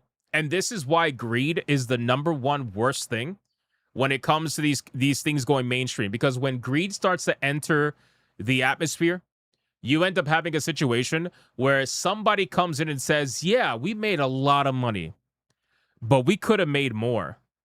And the moment they start thinking like that, they start fucking up all the good things that have been in place. That is the reason why you got to those 30, 40 million units. They start fucking it all up because they think they could do better by keeping money in-house. That's what they think. So I think it's insane. I really do. It says today, Kadokawa released a notice titled, regarding changes in members of board, following the conclusion of the shareholders' vote on June 24th. As detailed in the notice, the majority of Kadokawa shareholders voted in favor of CEO Takeshi Natsuno's proposal and against Oasis Management's proposal. Fucking wrecked. Wrecked, you greedy fucks. That's good. It's one thing if FromSoftware believes they can do it and are ready to do it and have everything in place to actually do it. It's another thing for an outside company that's not even the actual company itself. They're just the fucking shareholder to come in here and be like, no, we want this change because we want more money in our pockets. We want to fuck with your business. We want to fuck with the way you do things because we want more money. So what they're going to start doing now is they're going to start going for a hostile takeover. They are not going to stop. These kind of companies don't stop. They're going to buy more and more and more. They're going to keep investing more and more and more until they have a higher and higher stake so that their votes matter more and more and more until eventually it gets to the point where they can do a full takeover. And if that ever happens, boys, it's cooked. It's absolutely cooked, man. This is the worst part about dealing with public companies. This is the worst part. When you get greedy shareholders, especially when they consider themselves to be activists. I mean, they literally call themselves that. It's not like we're calling themselves that. They literally call themselves activist shareholders. The fuck? So it's gonna be cooked. Like, there are pros and cons to being a public company, obviously.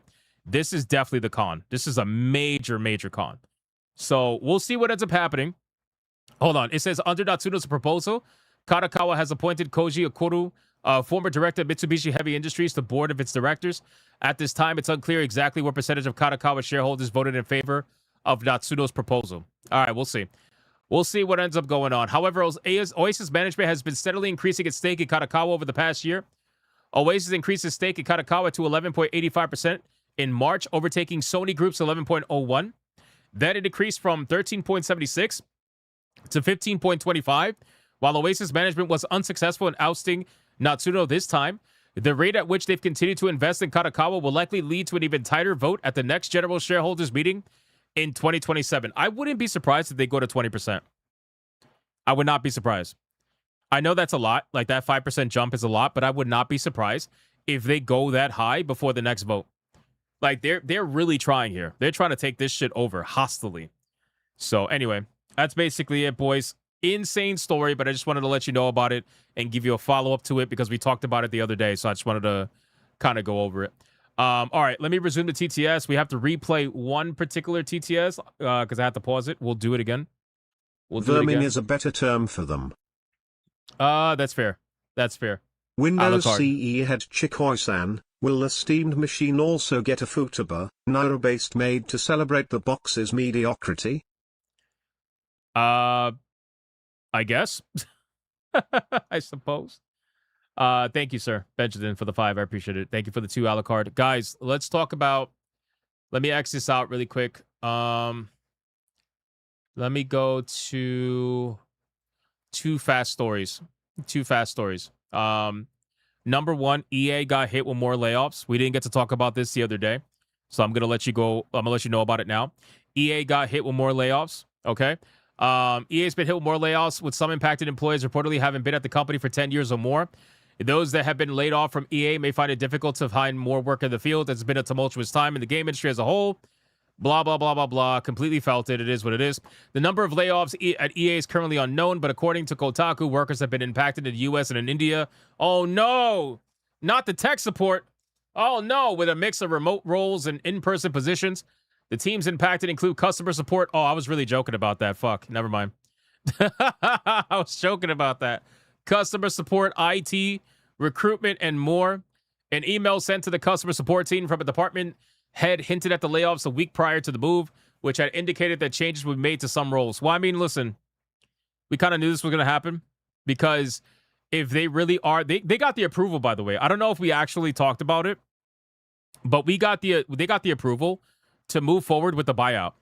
So the buyout's happening. Like, as much as they're trying to stop the buyout, it's 100% happening, and nothing is going to stop it. So at this point, now that they know that the buyout has been approved, what's going to happen is now the structure changes are going to happen. You're going to have people, they're going to be laid off. You're going to have a certain amount of people that have to be laid off because they don't want, like, the people who are buying this company don't want to deal with the bloat. That's really what it is. They don't want to deal with the bloat, so now it's time to let go of the bloat. Now, whether or not it's going to be hundreds or thousands or whatever, we don't know. But that's what's going to happen. It says some roles with changes to what the teams are covering. Allegedly, the move will also include creating new roles. Yeah, I doubt that. So some may also have seen some shakeups while still managing to hold on to a job at the company. These aren't the first layoffs at the company in recent history, as EA's Battlefield Studios also saw layoffs in 2026. Now, the funny thing is, this same company, this same, what do you call it?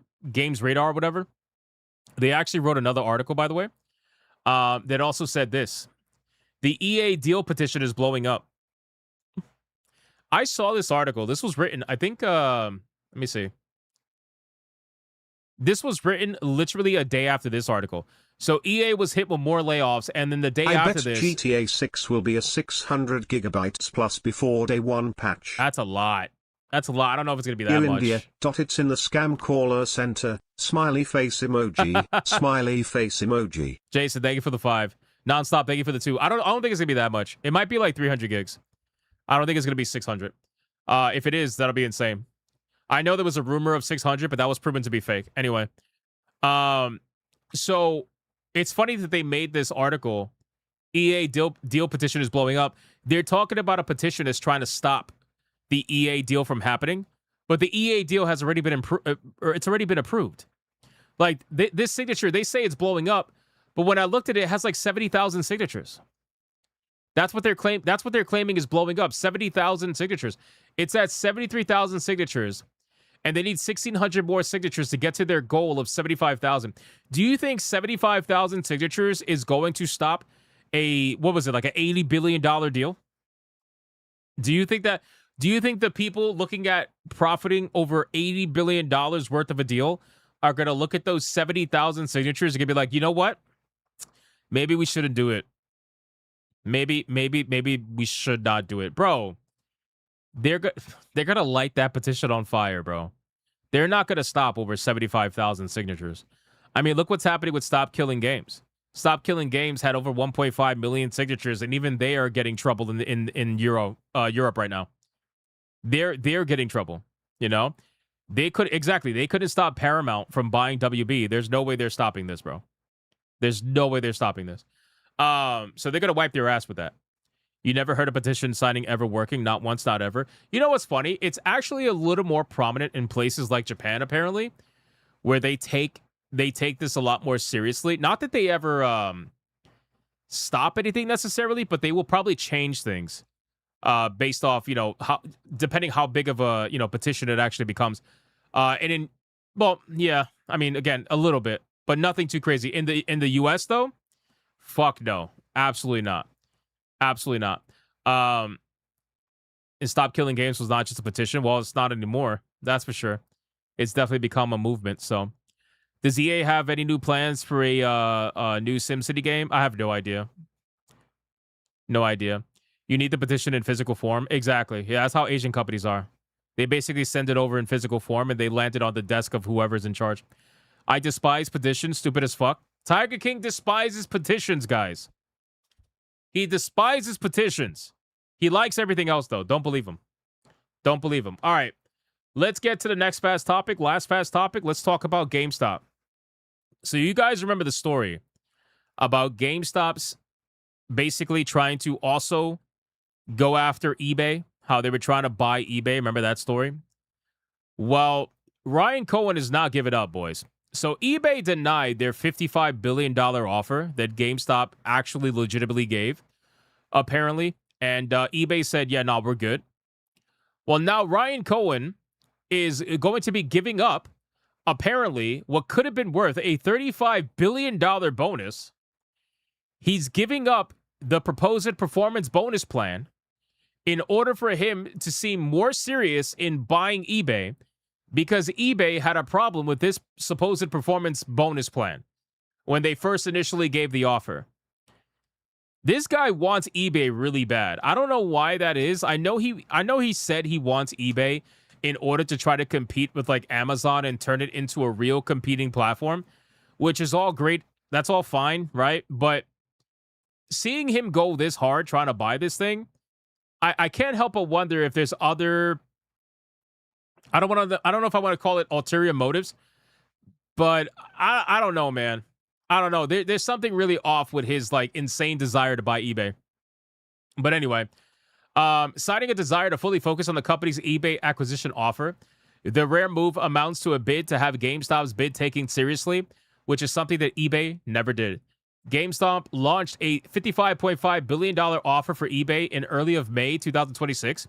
At $125 per share, the proposal represented a roughly 20% premium to eBay's share price at the time, when the stock was trading at around $104. The bid was structured as an equal mix of cash and stock. eBay rejected the offer, but GameStop has not walked away. Cohen recently signaled that the company could pursue a hostile takeover if it cannot negotiate a deal. Jesus Christ, bro. What is with everybody in doing hostile takeovers all of a sudden? Everybody's trying to take over each other's companies, bro. What are we? We're watching Monopoly happen in real time. Well, except that has to do with houses, but you get what I'm saying. You get what I'm saying, bro. It's Monopoly with companies, bro. People are out here buying up all kinds of shit. It's crazy, man. GameStop should stick to games and merch. What the fuck is he doing dabbling into other stuff? I don't know, bro. I think that he's trying to use GameStop as a means to acquire the company he really wants to acquire. I really think that's what it's for. eBay stopped him from selling something early in his life. He vowed that day he would get vengeance. His vengeance is bro. Yes, he got denied being able to sell something when he was a kid. He was like, I will have my vengeance. I will have my vengeance. I will take down eBay and buy them myself. He's like the Bruce Wayne of fucking GameStop, bro. That's really what it is. Anyway, absolutely insane. Crazy shit. So I just want to let you know about that. Okay. Guys, we got to talk about GTA 6. Are we ready for this, man? Are we ready for this? I don't even know if we're ready for this. I don't know if we're ready for this, boys. A lot of nonsense about GTA, bro. A lot of nonsense. Let's talk about it, bro. Let's talk about it. What the fuck is this? What did Sheep tag me in?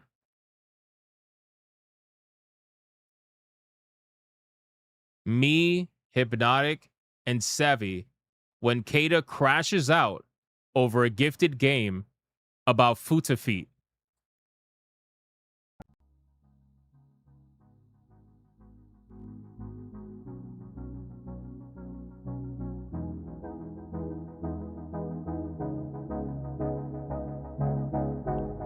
Bro, why is this so accurate?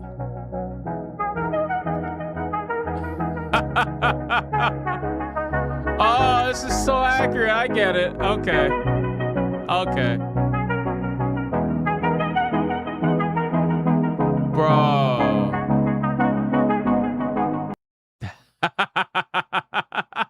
That's fitting. That is accurate. That is so accurate. Oh, man. Dude. Shit, that was funny. No, that's going to be catered this Saturday when he's got to argue with somebody who knows about PC components and gaming, and he's, you know, he's just going to pretend like he knows more. I guess this is fine. It's fine. It's going to lead.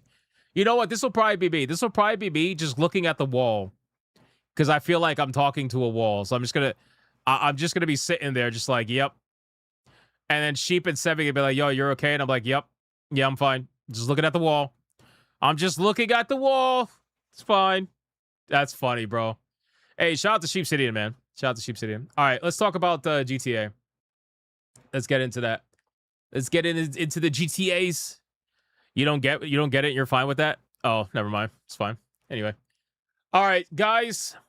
Let me take the ears off of this because it's gonna be a segment. Boys, it is now time to talk about Grand Theft Auto 6. I know. Everybody's super excited to talk about Grand Theft Auto 6. We're all super excited to talk about it. Guys, there's a lot of things to talk about regarding Grand Theft Auto 6. So number one, right off the bat, the pre-orders are now live, okay? Obviously, if you're a console gamer, the pre-orders are now live. If you're a PC gamer, it's not available yet, just so you're aware. Number two, people are talking about the pricing. There's a lot of conversation regarding the pricing. There's a lot of conversation regarding the fact that there's going to be no physical disc, apparently. No physical disc when buying the game, all right? This is something that a lot of people are used to. Well, not necessarily used to, but they've at least seen with Nintendo not offering cartridges and instead offering little, codes and whatnot. But now we're seeing it with Grand Theft Auto on the PlayStation platform and Xbox platform. They're not going to be offering a disc. Now, a lot of people are saying, well, that's because there's like about 100 gig limit, give or take. And they're obviously not going to want to offer multiple discs anymore because they just don't do that anymore. And at this point, the game is probably going to be like 300 gigs or more.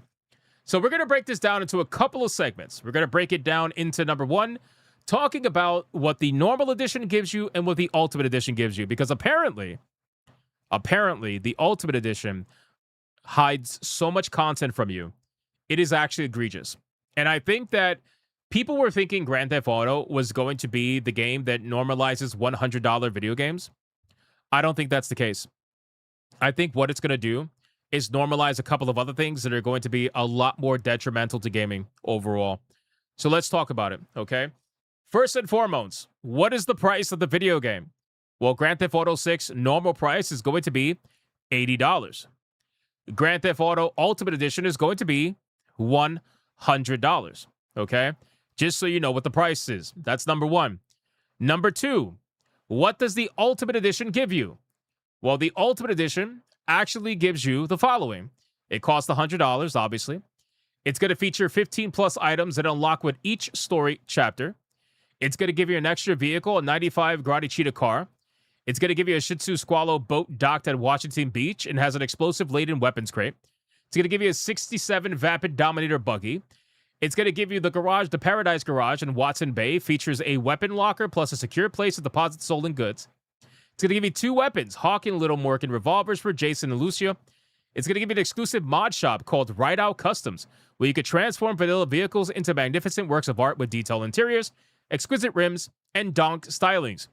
It's going to give you another exclusive mod shop called One-Eyed Willie's in Lake Leonida. Specializes in off-road modifications and hand-painted automotive artistry. It's going to give you an exclusive hair salon called Sarah's Unisex Salon with signature salon styles, facial hair for Jason, and makeup and nails for Lucia. Wait. Why can't we put facial hair on Lucia? Or Lucia, whatever her name is. Why can't we put wait. That's not fair. Anyway, let me stop. Exclusive clothing store called Stock 305 with various unique and exclusive looks for Jason and Lucia for elevated streetwear. An exclusive tattoo shop. Guys, are you starting to notice? Are you starting to notice how long this list is? Do you realize like we're starting to get into the egregious territory, right? Anyway, exclusive tattoo shop called Electric Fang Tattoo. Over 50 signature tattoos for both Jason and Lucia, all designed by the artist collective Fail. Weapon customization, personalized sidearms with details engravings for Jason's Girardi ES9 pistol and Lucia's Kalus K17 pistol. 2 Jason Safe House vehicles, Army Fatigue, Tinged Dinka Enduro motorcycle on Crest Kayak. A vehicle mod kit for Jason's personal vehicle, Vapid Ganado. A collection of clothes and accessories inspired by the Good Time States hit TV show character, Maka the Gator. Exclusive Vice City style collection of outfits and tattoos. Getting Elder Scrolls Horse Armor flashbacks. Yes, absolutely. Exclusive gang compound. Pit Youngin illegal goods store that you can raid to earn special items. A special commission where you can track down a classic car collection of abandoned vehicles and work-in-progress project cars to revitalize them from a new side character called Women, whatever. So, okay, guys. This is a lot of shit. All right? This is absolutely a lot of shit. Now, people are going to look at this and be like, wow, this is interesting. This is interesting. Here's the thing, okay? Have other companies done this before?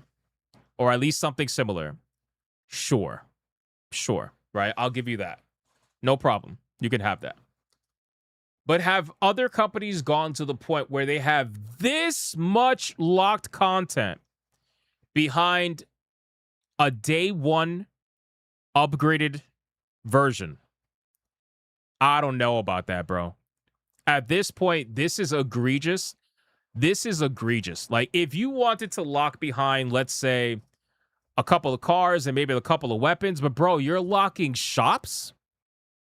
You're locking shops in the world. That's crazy. And then the reason why it's crazy is because you know, and I know, I don't care how much of a fanboy you are of GTA, you know and I know that this is content that they already had made for the game. They already have this made for the game. All they're doing is taking it out and reselling it to you to justify the price of the video game that they actually want, which is $100. We already know that, right? I haven't seen a company do something this egregious since Ubisoft.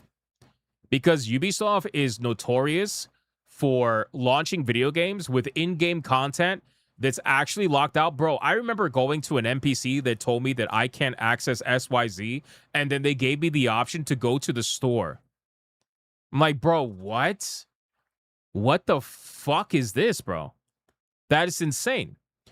Now, again, is that saying that the base video game doesn't have a ton of content? No. Of course it does. Of course it does. I'm not going to pretend like it doesn't. Right? I'm not going to pretend like it's not going to have a ton of shops. I'm not going to pretend like it doesn't have My point is, this is content that they already made for the base game, that they're purposely taking out to justify the reason why they want to sell the game at $100. Because they really want to sell the game at $100. That's the point. And I guess they felt like the safest way they could do that is by taking out all this content and then offering it as an upgraded edition for only $20 more, which is the reason why they front-loaded it so much. They put so much into this edition because they want to say it's only $20 more for this. Like, can you imagine if this is all DLC sold separately? The value would be $100, but it's only $20 more. So, again, then you're going to have the argument, well, it's Rockstar, they could do it. Yeah, I know. I know that. Does it make it right? No. but I know that. I'm not saying the game's not going to sell gangbusters. Of course it is. Of course it is. But this is content that they absolutely made for the base game. There's no doubt about it. Sanguine says, how do you know they didn't make these 6 shops for the ultimate? Why are we assuming? Bro. Sanguine. So if they have the content ready at the time that the game is going to release, then the content was for the base game. If you're making DLC separate from your base game, then sell it as a DLC a few months later, if it really is extra content. But it's available at the time that the main game is ready, which means that it's content that's cut because they developed the content at the same exact time as the main content, which means it's all main content. This is all content that was made at the time that the main game was made. It's all the same team. All of it's all together. So this is like the same reason why I complained about day one DLC with the recent Pokemon games. Remember how they tried to sell you, what was it? I think it was Mega Raichu. Wasn't it Mega Raichu? I think it was Mega Raichu they tried to sell you as a day one DLC for like $20, $30 to justify why they were charging they were charging base game 70 or something like that. And then they charged like $30 for the DLC to get to 100 because they really want to just get to 100. But I believe that's what they did. Like they locked out Mega Raichu and they're like, yeah, it's worth $30. They also had another Pokemon as well. I forgot what it was. But that's besides the point. Anyway, you get what I'm saying. So anyway, so they put all this content in there. Well, I should say they cut out all this content. I believe they cut it out. If you want to think something differently, that's perfectly fine. We could definitely agree to disagree, but I think they cut it out. There's no fucking way they didn't cut out all this content. There's no way. They absolutely had this ready day one, and they're like, yep, we can cut this, and this, and we can sell it back to them and get our $100 because they know most people are gonna get the $100 for sure. You know? So anyway, so with all that being said, that's one thing that people have a problem with. The other thing people have a problem with is the fact that apparently the game is not going to have a physical edition in terms of discs. Now, there are conversations that are rummaging around that are saying that the game is going to supposedly have physical discs later down the line. If that's the case, then why are you going to front load your retail sales when you all know that most of the sales are going to happen front loaded? Most of the sales are going to happen front loaded. So they estimated the game is going to sell 40 million copies within either the first couple of days or the first week. So that means that 40 million people are not going to have a disc for a supposed physical edition of this game. So if they're front loading their sales like that, that's pretty nuts in the sense of not offering a disc after that. Now, I know that there's video games out there that at this point, realistically, most of these discs are not even playable without a day one patch because that's just where the industry is going. I think what this is going to do is they are going to try to normalize physical media being completely gone from consoles. They're going to go the way of PC, where they're going to completely get rid of it. They are going to absolutely use Grand Theft Auto as a means to justify it. And physical media for PlayStation and Xbox. Xbox has already pretty much killed it, from what I understand, for some of their titles anyway. But this is going to be the justification for them to just say, yep, we are done. We are done with physical media. We're going to go all digital because with all digital, they can control you better, obviously. I mean, look what happened to the PC market. But that's what they're going to do. That's what they're going to do.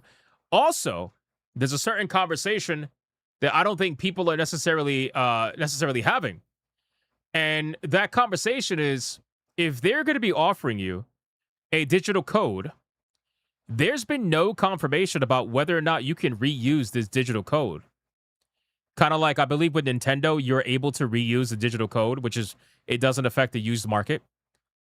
What if you can't reuse the digital code? If you cannot reuse the digital code, then that means that the used market for Grand Theft Auto is done. It's over. Right? The only way you can play the game is by buying it new. Again, I don't know if that's necessarily the case. I'm just telling you, this is where I think they want to go. This is where they want to go. I think they want to get to the point where they completely kill and annihilate the used market. They want to get to the point where you have to buy a game new in order to be able to play the game. And there's been developers that complained about the used market so much. There's developers out there that complain about the fact that you're able to trade games and all that stuff. They don't like it. They don't like it. So that's a massive red flag that a lot of people are not really talking about right now because they're so focused on the price. But I mean, shit, this is gonna set a precedent where they're going to try to eliminate the used market completely. This is why I'm saying don't be surprised if all the other studios start going with no physical discs. And then when people complain, they're going to be like, well, you did it with Grand Theft Auto. You did it with Grand Theft Auto. Who gives a fuck? You know? So that's a little bit concerning. But again, there's no confirmation of that. I don't know the full details about that, so we'll see. But hopefully you can reuse the keys. Hopefully. Because if you can't, that'll suck. That'll suck. But anyway, that's a possibility. So now, apparently, there's also been conversation of a couple of retailers actually dropping Grand Theft Auto from their pre-sales because of the lack of a physical disc, apparently, which I find to be pretty interesting. It says it does not mean you won't be able to trade it in, though. Okay, so let's see what we got going on here. Games industry analyst Matt Piscatella says that despite the controversy, GTA 6 being a code-in-box release will likely not have an impact on its sales. Yeah, we already know that. Rockstar Games finally confirmed the GTA 6 price and all that stuff. However, one big source of negativity is the news that GTA 6 will not have a proper physical edition. Yes, the game will appear on store shelves, but it's going to be nothing more than a code in a box, not even a Nintendo-style key on a disc. But despite uproar from fans, Piscatella, senior director and video game, major show basically, reckons that the outrage isn't going to really move the needle. Anyways, devil's advocate here, but given the percentage of PS5, Xbox consoles out there with a disc drive, one could argue code in box may provide a better opportunity for retailers, particularly those that don't sell used. All right, well, there you go. That's interesting. So he's saying it's going to benefit those that don't sell used. Well, that's because in his mind, he's probably thinking that you're not going to be able to reuse these codes. So there's going to be no used market for this particular game. Again, no confirmation. I'm just saying it's interesting. He also reacts to recent era posts querying if any physical game collectors will boycott GTA 6 due to its lack of physical release, saying anytime you hear boycott when it comes to a video game, it's time to raise the forecast. Bro, what does that even mean? There has been video games that have been successfully completely destroyed by boycotts, and there have been others that haven't. It all depends on whether people are serious or not about wanting to boycott the game, but it's happened before. Now, obviously, with Grand Theft Auto, it's a massive video game. Nobody's going to... Listen, if you think you're boycotting Grand Theft Auto, I think you're crazy, right? But is there people that are not going to potentially buy the game because there's no physical disc? Yeah, I think so. I think so. I think there'll be people that'll say, you know what? Probably not going to buy it for right now. Maybe I'll wait. Maybe I'll wait. You know? So this is all very interesting stuff. Now, there are some interesting topics that are happening right now. First and foremost, did you guys see the posts that Sony was having with Grand Theft Auto that is totally not meant to try to push PlayStations? They're so fucking desperate, bro. They were making posts about Grand Theft Auto being the best place to play. Like, the best place to play Grand Theft Auto is on PlayStation. That's what they were saying. Grand Theft Auto 6 launches November 19th with pre-orders starting June 25th. Learn why it plays best on PS5. Right? Jason Schreier posts on Reset Era. He says, at PlayStation, sorry, we just found out it actually plays best on Xbox. Our bad. So what ended up happening was Sony has deleted all of the posts regarding GTA 6 playing best on PS5. On X, on YouTube, and on Instagram. They deleted all of it. They deleted all the posts. So they were out here trying to essentially console war with Grand Theft Auto 6, and they ended up getting so destroyed by it that they ended up deleting all the posts. Now, I'm sure they're going to post it again. Maybe they ended up fucking up in other regards, but I'm sure they're going to post it again. I'm sure if I went to PlayStation, they'll be like, this is why it's the best. Play it best. It's like, bro, why are you lying to people? Because you know and I know that the best place to play any video game is on PC, if you want to talk about running the best. Now, obviously, it's not available on PC, so right now they're going to console war with it. But the game is going to eventually come out on PC, and that entire story is going to be completely null and void. But anyway, we'll let PlayStation have their moment, because God knows they don't really have any other video games coming out right now. or have come out for that matter. They only have a very select few. So this is their moment they've been waiting for. All right, they've been waiting for this moment. Let them have the moment. Speaking of having the moment, bro, look at this, man. Synth Potato. He says, GTA 6 will feature auto shops, clothing stores, tattoo shops, barbers, gang compounds, and more without the Ultimate Edition. Seems like there's a misunderstanding going on that you cannot actually use any of these features without paying $100. This is false.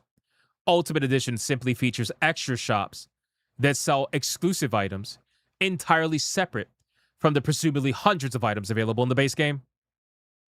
Wow, bro. Love it. Love it. I can almost hear the tongue on the hair of the balls of Sony. I can almost hear it. Almost. It's a little faint, but it's there. You know, it's amazing because it's like, all right, so because you're going to have access to all the other stuff, right? Because you're going to have access to all the other stuff in the game, you're suddenly supposed to be okay with losing out on not only access to other content that's now exclusive. It's exclusive content. So now you can't access exclusive content that was available day one that, in my opinion, they cut out the main game. But not only that, now those exclusive shops are going to sell exclusive items that you're not going to have access to because you won't give Rockstar $20 more.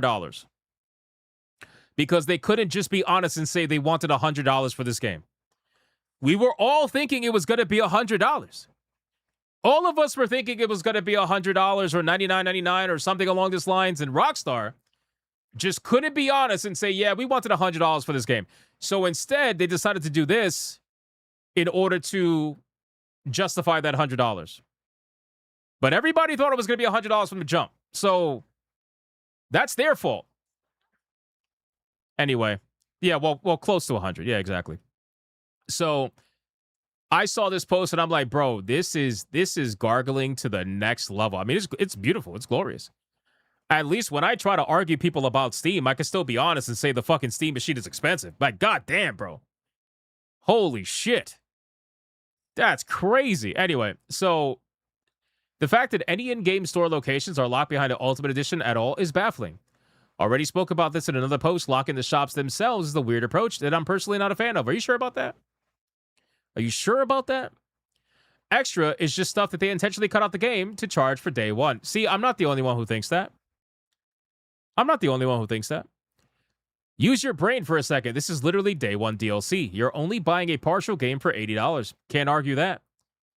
Again, just because it's like 95.5, where it's like, okay, you're buying 95% of the game. They want to charge you $20 for the other 5%. You're still buying a partial game day one. You're still buying a partial game day one. Every game does it. That doesn't make it right. This is why we complain about this all the time. Now, again, unfortunately, it is a free market. Or I should say, fortunately. I'll say fortunately, not unfortunately, because it is fortunate that it's a free market. So gamers have decided that it's an okay thing to do. That's also the truth. We can also say multiple things are true at the same time, right?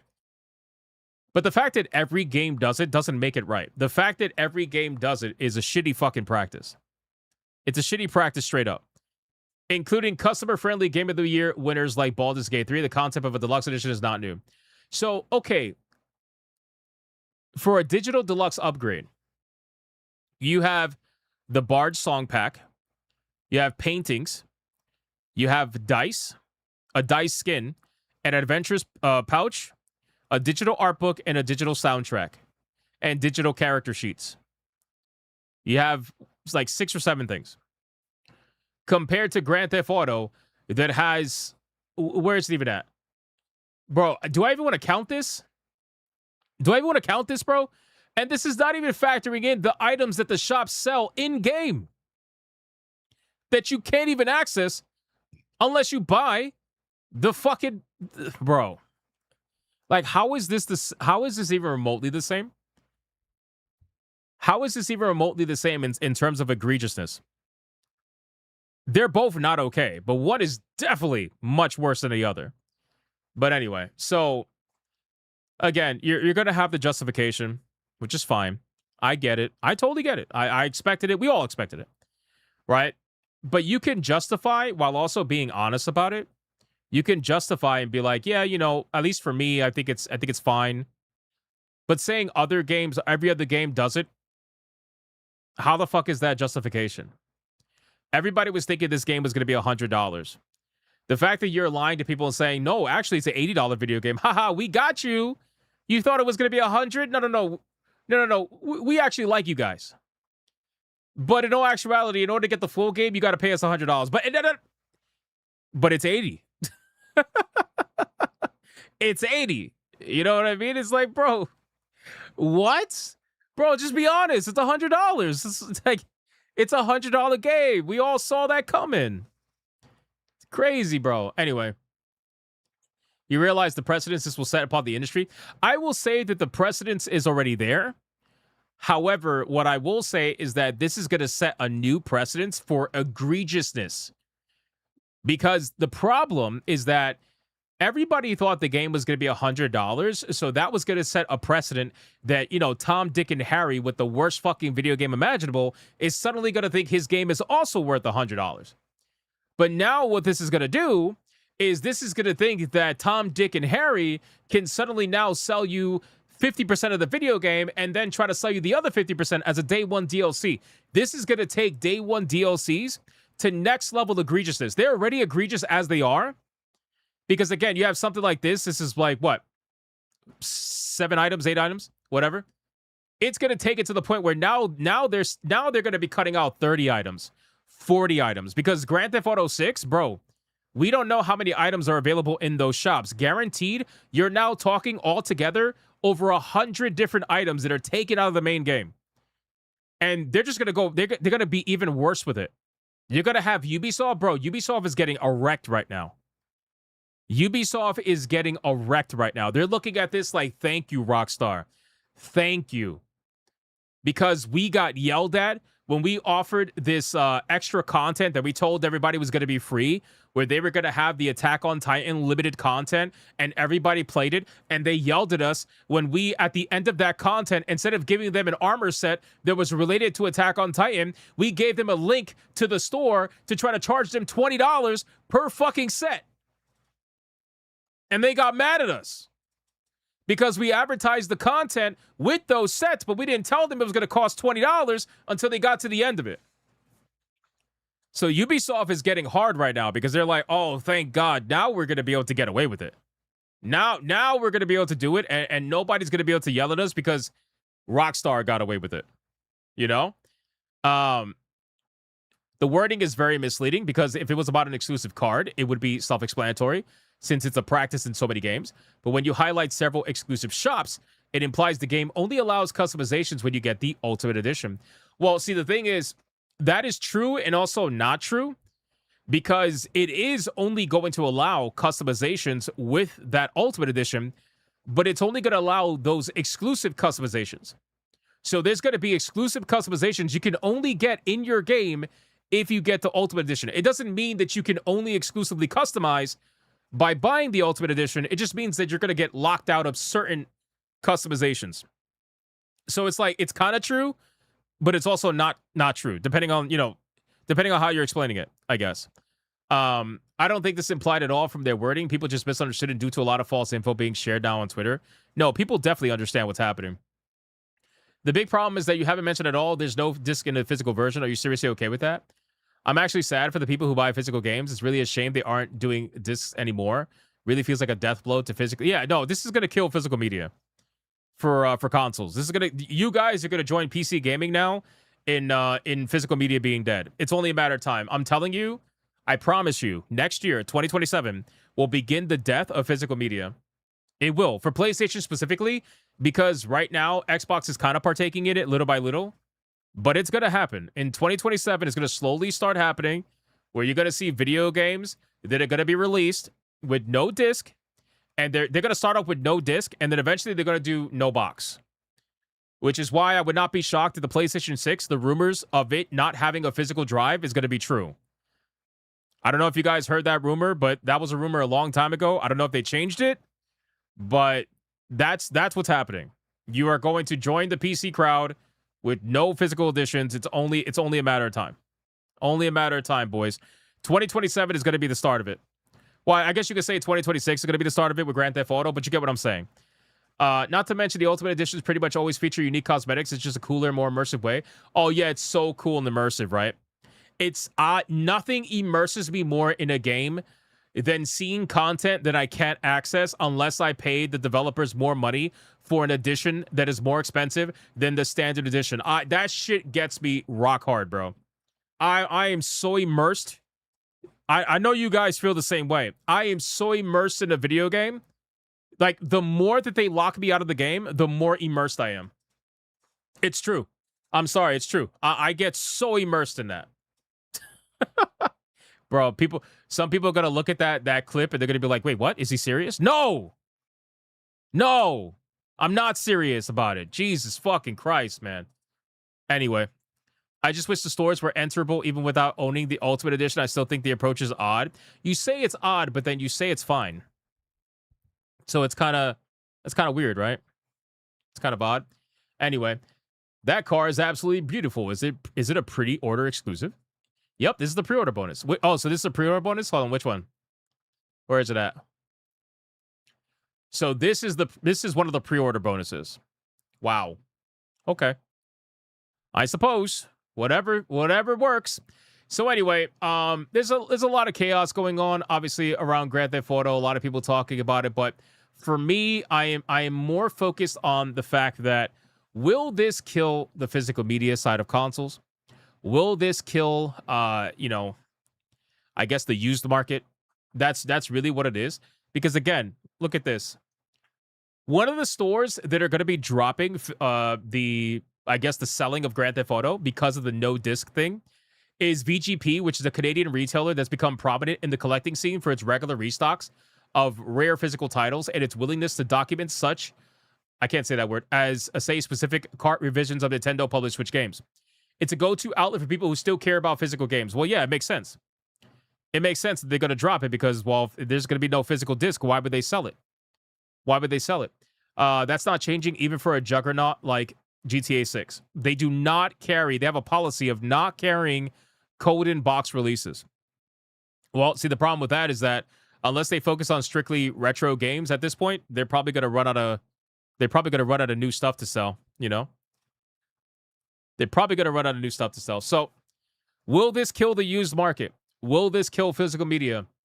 I don't know. I think that it is going to go down that path. And it's unfortunate because, I feel like the one thing console gaming had over PC gaming that really made it stand out to me was the ability to physically collect it, right? I feel like that was really an important thing to the console experience. It really does suck that digital media had completely taken over PC gaming. I still remember buying physical PC games, and I loved it. But unfortunately, even back then, we were in the minority, and even now, we are even more in the minority. So now, the only thing that I saw even remotely attractive to console gaming has completely gone out the window, and I think it's only a matter of time. It's probably not going to be a year from now. It's probably going to be a few years from now. But we are going to get to a point where there will be no boxes. There will be no boxes. There will be no discs. There will be nothing. It's going to completely go away. And Grand Theft Auto 6, in my opinion, is going to be the catalyst to that. It will be. It will be. It may not be the originator, but it will be the catalyst. It's going to really get it going. It wasn't the price that you should be worried about. It was other things involved as well, in my opinion anyway. So that's basically it for Grand Theft Auto 6. There are, again, people are going crazy. There's a lot of opinions out there right now with Grand Theft Auto 6, and it's an interesting conversation overall. But it is, I can't wait for it to be over. I can't wait for it to be over, man. The Grand Theft Auto 6 has to come out already so that the news cycle just lets it go because they're going to be milking this shit to the bone. They're going to be milking it as much as they possibly can. They've been waiting for this. Once it's out of the news cycle, I cannot wait. And then we just move on and focus on other video games, bro. I know there's a lot of people out there that love Grand Theft Auto. This is like their Super Bowl. That's great. But I'm so past this conversation with Grand Theft Auto. I was like, I just want to go up to other video games, especially since, and this is probably the part that's most upsetting, especially since there are other video games that I'm more interested in personally. This is a personal thing. It has nothing to do with anybody else. Me personally, there are other video games that I'm more interested in, and those video games are being delayed or purposely not releasing because of Grand Theft Auto. So now I gotta wait for this fucking GTA 6 to come out so I can get the video games that I actually want. You know, that's kind of annoying. And no, not Fable, Michael. Not Fable, Jesus. But it's very annoying. What about the online mode? So apparently it says that it's gonna be a single player video game. But you know, obviously that's not gonna stick around forever. It might be releasing as a single player video game, but there's gonna be a separate Grand Theft Auto Online. Pretty much guarantee that. So just not right now. They want to focus on single player experience, get as many people to buy PlayStations as possible or consoles as possible. This is their time to make their push before the next generation. This is their last chance. There's nothing else that's coming out in the next few years that's going to push PlayStations and Xboxes the way that Grand Theft Auto is going to do it. So this is their last chance. So they're going to maximize this as much as they possibly can. And then after that, it's going to be the next generation. Whenever that's going to be. So we'll see. It's a Gundam said he heard a rumor that online will be subscription based. Yeah, and every single Grand Theft Auto Mega Simp is going to pay it. Guaranteed. They'll pay like $15, $20 a month, whatever. They will absolutely pay it for Grand Theft Auto Online. They will. Bro, Rockstar was like, we successfully milked GTA 5 for over 10 years. Now we're going to successfully milk GTA 6 for not only over 10 more years, but we are going to milk the online mode even more than we ever did. We're going to take it from, you know, the $1 billion that it makes a year. We're going to take that shit to like $3 billion a year or something like just from online. And it's going to pay their salaries for the next 10 plus years. Maybe even longer than that. So we'll see. Anyway. All right, let me resume the TTS really quick and see what you guys have to say. Here we go. Let's have a conversation about it real quick. About GTA 6. It's the meme of removed content being sold back to you. Yeah. For a while I actually believed that once games grew past Blu-ray disc capacity, physical copies would come on micro SD cards or something similar. Yep, that's true, but that dude just unfortunately made the they're just too big. 9000 look obsolete. #swallow Sony. Thank you, Jason. What the hell happened to collectors and deluxe editions when you got physical stuff? The lockbox you got with GTA 4 digital everything is crap.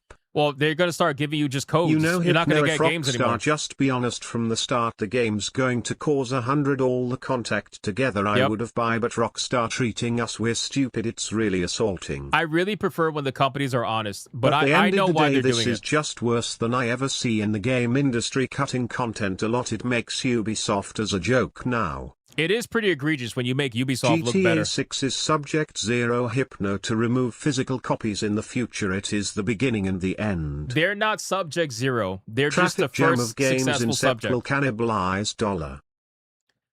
That's true too. There's way too many video games coming out in September and October. It's not that Grand Theft Auto 6 is Subject Zero in the sense of like they're the first one.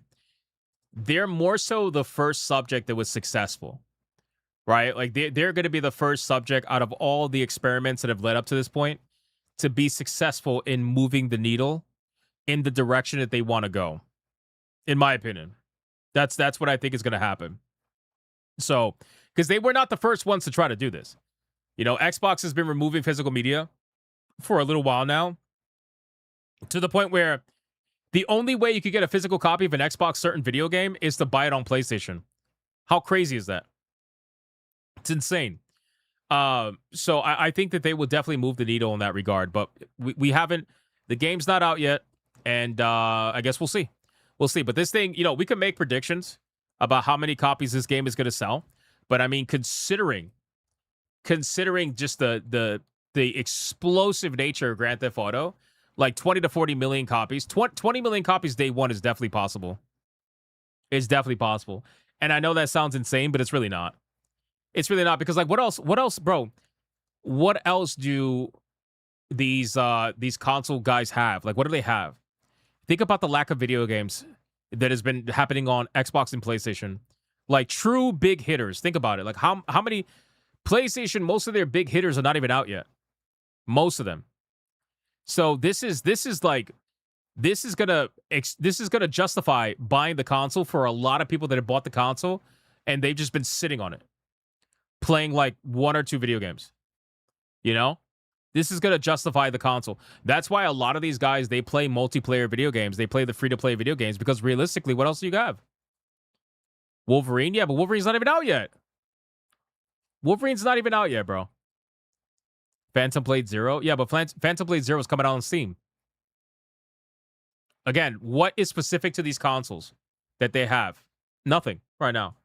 So GTA 6, even though it's not specific to consoles, it's going to be for at least like a year or two, because they have deals with these consoles. Like Rockstar, I'm sure, has underhanded deals with PlayStation and Xbox in order to force exclusivity for a year or two, pay them a crazy amount of money to release only on consoles to help them push those consoles.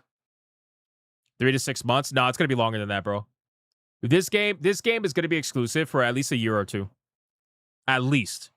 Like at the bare minimum. And then it'll come on PC. We haven't seen the game. Well, yeah, see, that's the thing. With Rockstar, they don't have to show you the game. It's crazy. But that's just what it is. They don't have to show you the game. They could literally just show you like a 30-second trailer. They'd be like, all right, buy it now. And people will go out and buy it. You know? It'll be out by June next year. Market. June next year. Yeah, well. All I want RN is Tankrat. What? Kingmakers, Streets of Robe 2, sir. Damn, we have Streets an of orc Rogue. problem, and that Armored Core X Monster Hunter looking Gundam game. Bro, the Gundam game looks so sick, man. It looks so sick. I'm so excited for that.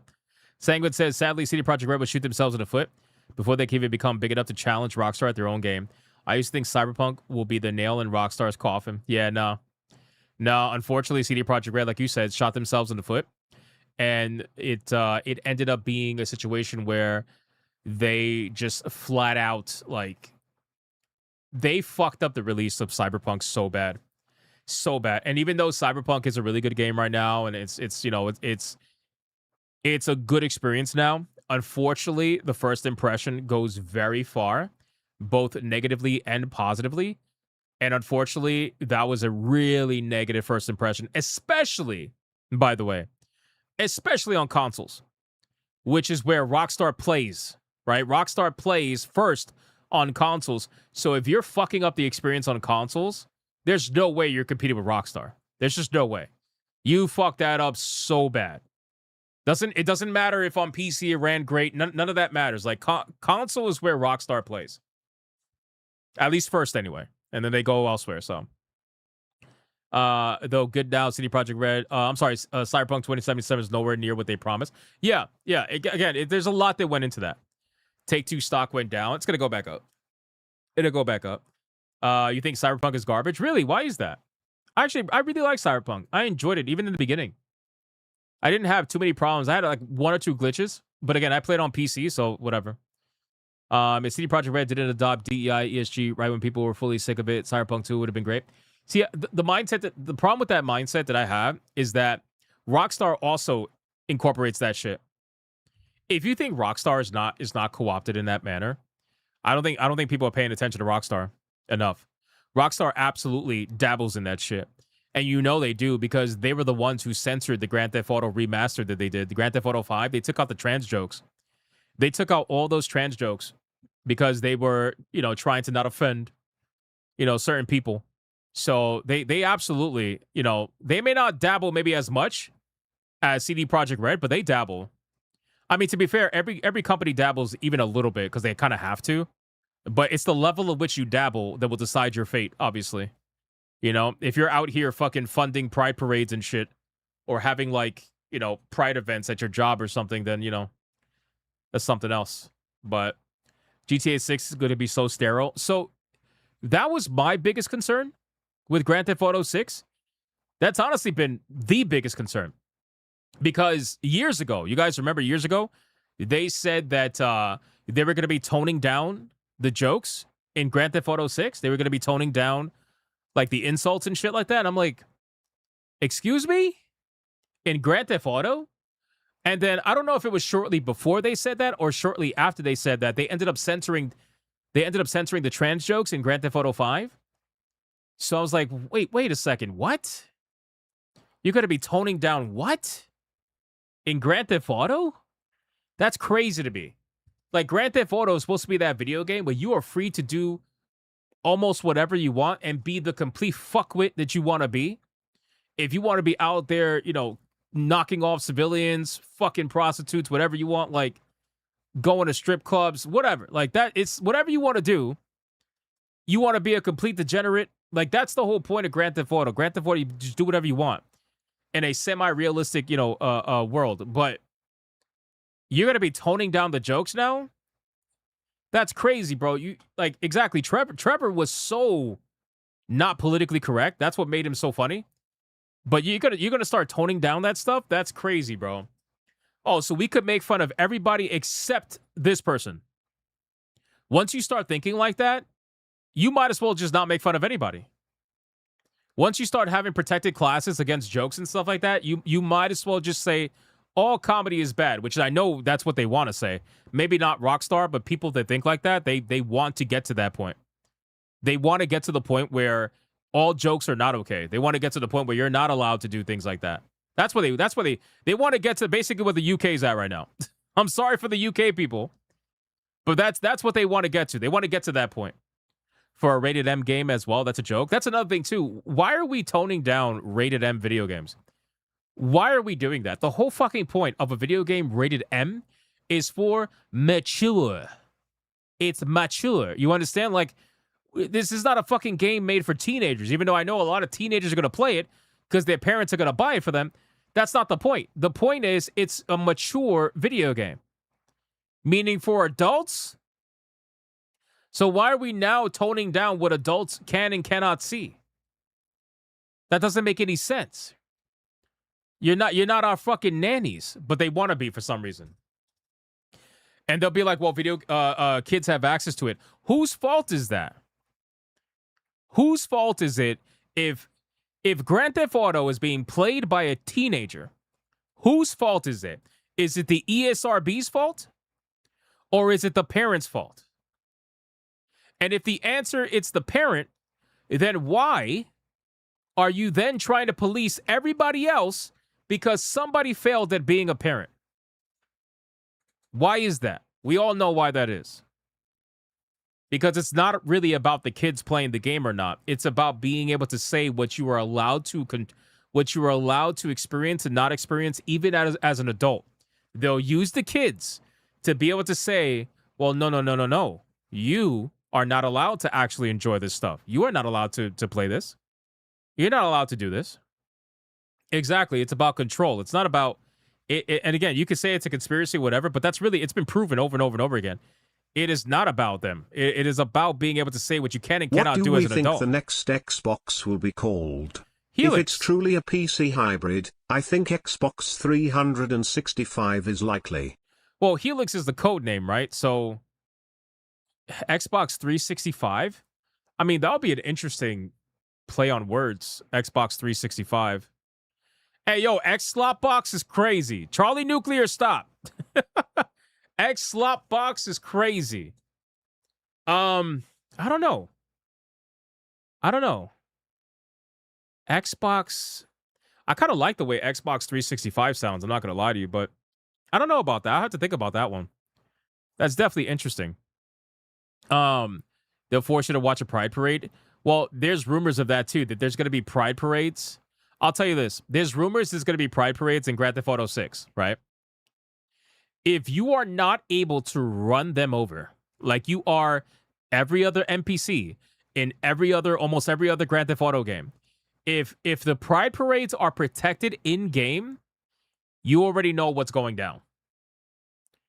You already know what's going down. If you want to put Pride Parades inside of Grand Theft Auto 6, then you need to make it where they are subject to the same thing that everyone else is subject to. That's what needs to happen. If you make it so that you cannot drive through them, you cannot do whatever like that, then that is crazy. That's insane. That's when we're going to know, okay, here we go, you know? So we'll see how that goes. But again, that's just a rumor. That's a rumor. We don't know if that's true or not.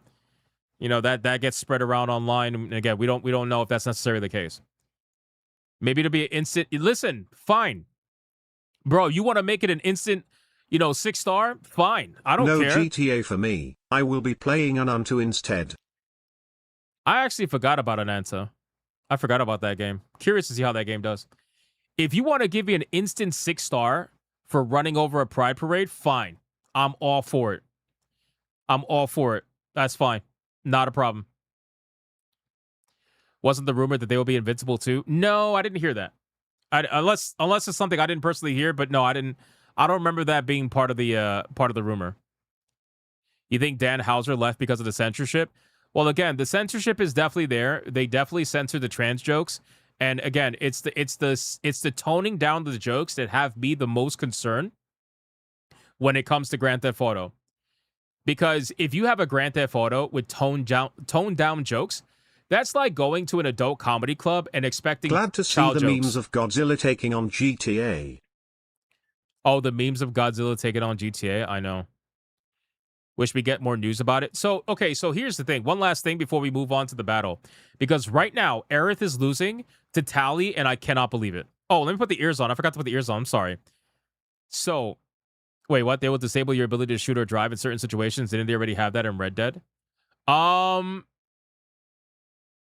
Yeah, they did, actually. Yeah, they did. But it was very few and far between. But yeah, they did. They did. But again, if you only have it for pride parades, but you don't have it for anything else, like what in a video game where I could go around and shoot civilians, shoot cops, and all that stuff, but I can't run over people in a pride parade, but I can run over them a block. Don't forget about the Barbie 2 guys. I can't run over people in the pride parade, but I can run over people on the next block. Like, how exactly is that going to work? Like, how do you explain that? It's kind of stupid, right? Don't forget the Barbie 2 guys. I know.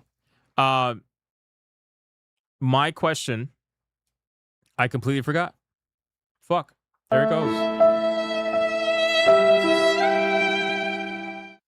What was my question? Shit. I don't know. I forgot. I completely forgot. The floats will block you? Probably. It's going to be a giant dildo float. That's what it's going to be. A giant dildo float. Right in your face. The entire time. I'm surprised Aerith is getting her back blown out that bad against Tally. I guess my prediction of team. Well, they're revenge voting against Aerith right now. We don't have a hero. Nobody wants to be a hero to come save Aerith. It's making me sad. Anyway, so case in point, I have a feeling. Oh, I remember what I was going to say. So now that we know the information about GTA 6, I'll leave you guys with this. Now that we know that information about pre-orders and about all that stuff, what are the chances we see gameplay, like real gameplay at the Game Awards? I think it's pretty much guaranteed at this point, right? This year's Game Awards, I think it's pretty much guaranteed that we're going to see actual gameplay. Whether it's 10 minutes, 20 minutes, whatever. I think at that point, we might see gameplay. Or does it come out before the Game Awards? Wait. Hold on. Wait, I'm bugging. Wait. It might come out before the Game Awards. Hold on. When is the Game Awards? It comes out before the Game Awards, bro. When are they gonna show gameplay? When are the Game Awards are in December 10th. Oh shit. So I guess they're just gonna drop a trailer. That's it. That's kind of underwhelming. Is there any award show in between that? Like a major award show in between that? Between the Game Awards and GTA 6 releasing? Is there any major showcase? Or are they just gonna, at this point, Rockstar does not give a fuck. They don't even care, bro. They don't even care. NFL kickoff weekend, your guess for a commercial? Nintendo Direct, stop, bro. Stop. Only one is Tokyo Game Show. Yeah, I don't think it's gonna be that. I guess they're just gonna drop a trailer. That's it. They're gonna drop like 2 trailers before the game comes out, probably. That's basically it. That's a little underwhelming. I'm not gonna lie to you. I miss the days where you would see like major video game reveals during major shows. That made them That made them interesting. I don't care about the fucking awards. I only care about the reveals. That's basically it. Rockstar doesn't think they need to show gameplay. No, they're going to show gameplay. They might not show very much, but they will show gameplay. They'll cut it up. They'll do some fast trailers. They'll do like, a 3-minute trailer or something like that, like once or twice. And then they'll drop one like 10 or 20-minute trailer, probably a month or two before release, and then release the game. That's probably what's going to happen. So, to my knowledge, they completely changed the PlayStation launch setup to showcase GTA 6. Any of you guys with PlayStation 5s, can you confirm?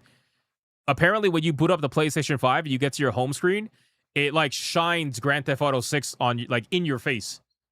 Apparently, they really need this shit to sell PlayStations. They really need it to sell PlayStations. Mixtape winning anything this year, Sickensby. Mixtape is going to win games for Impact, right? It's going to win games for Impact, guaranteed. And it's going to most likely win musical score. Most likely. As crazy as that sounds, I would almost guarantee that that's going to happen. Yeah, apparently when you boot up your PlayStation, you get like this big glowing thing on your home screen for like what's new, whatever. And it's like, it's like animates Grand Theft Auto 6 on your screen, apparently. Supposedly. That's what I saw online. Cryptic says, no, it's one of the highlighted pics in the store, though. Okay. So it doesn't show on your home screen? Interesting. Want to make a bet that Mixtape takes away Game of the Year from... No, it won't do that. It won't do that.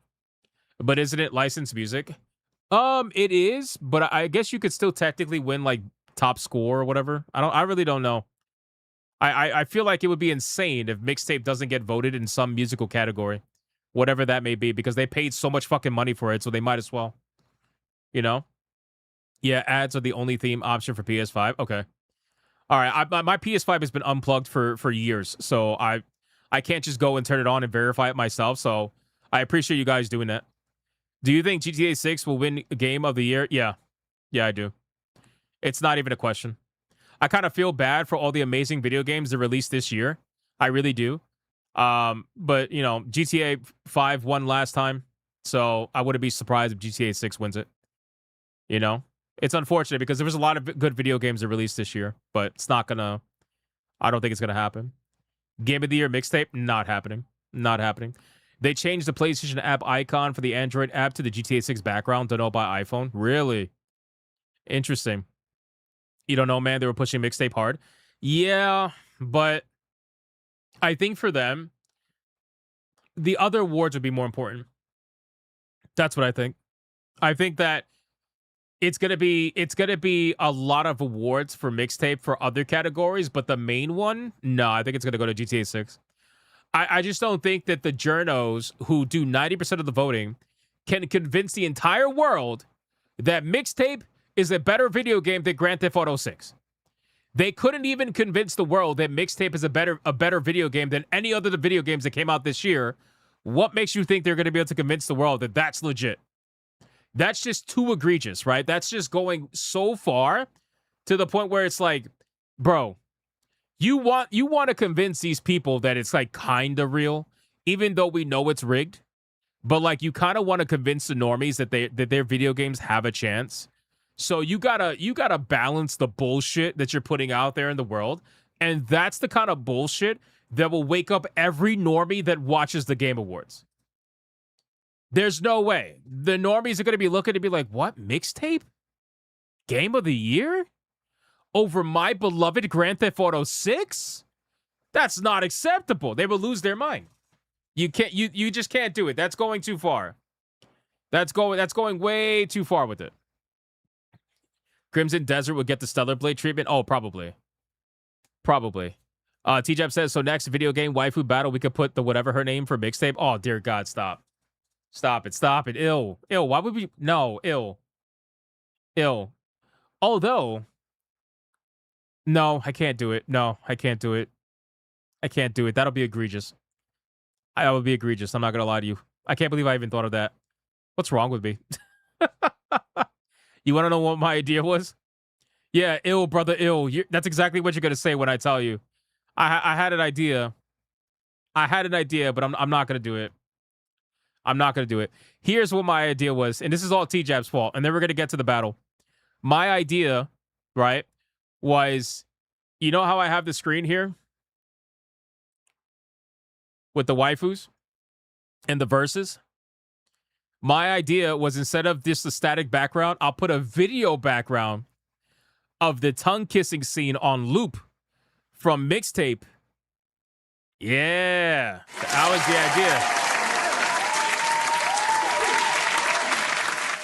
That was the okay, you can say it now. You can say it, brother. Ew, but yep. Yeah, you can say it. Go ahead, say it. I deserve it. I was thinking that the tongue kissing would be right behind the verses so that you don't technically see it, but you still hear the sounds. Would I do that to you? No, which is why I said I'm not going to do it. I said I'm not going to do it. Oh, fuck. I deserve this. Okay, I deserve it. I deserve it. I deserve it. I deserve it. Yep. I have no idea what the fuck you just sang. Literally zero. Literally zero, bro. What the I don't even know what that was. Holy shit, man.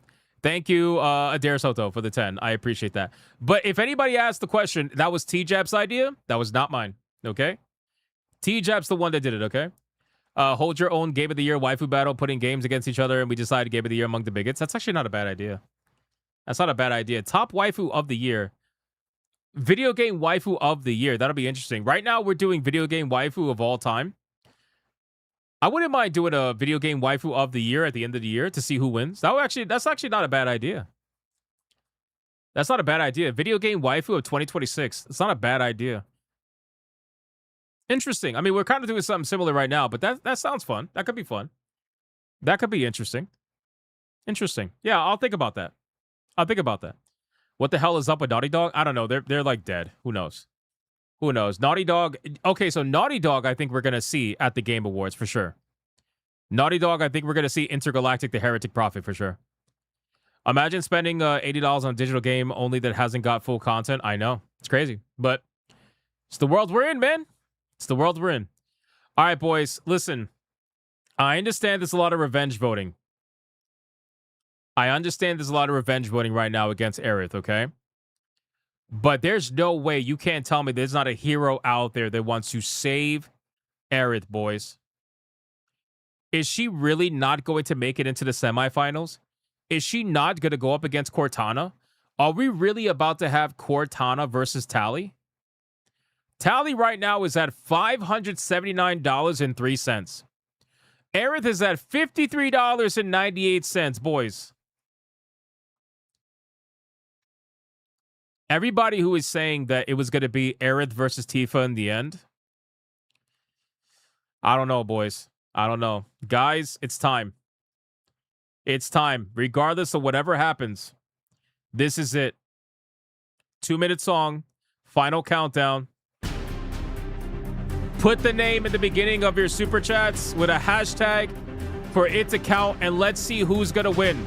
I'm going to read some Rumble super chats in the meantime, because we had a few. A couple. We had a couple. Let me lower the audio really quick. Torinol with a 2. Last time I looked at printers, it was like $30 of discounted parts bundled with $100 of ink for a package deal of $130 called the printer. That's so true, bro. They make money back on parts. That's so true. What? Adair Soto, stop it. Oh my God, bro. It gets worse. Final twin with $100 Red Boy. Holy shit. For Tally. He's making sure. D-Draconic gives a membership. Thank you, sir. He's making sure. Damn. Deadeye's Lock with $1. GTA 6 pulling a grift. Theft. Accessibility. Thank you, sir. I appreciate that. Guys. Oh my God. I cannot believe that this is happening right now. How is Aerith getting eliminated? Is this it? Is it over? I can't believe this is happening. Fuck.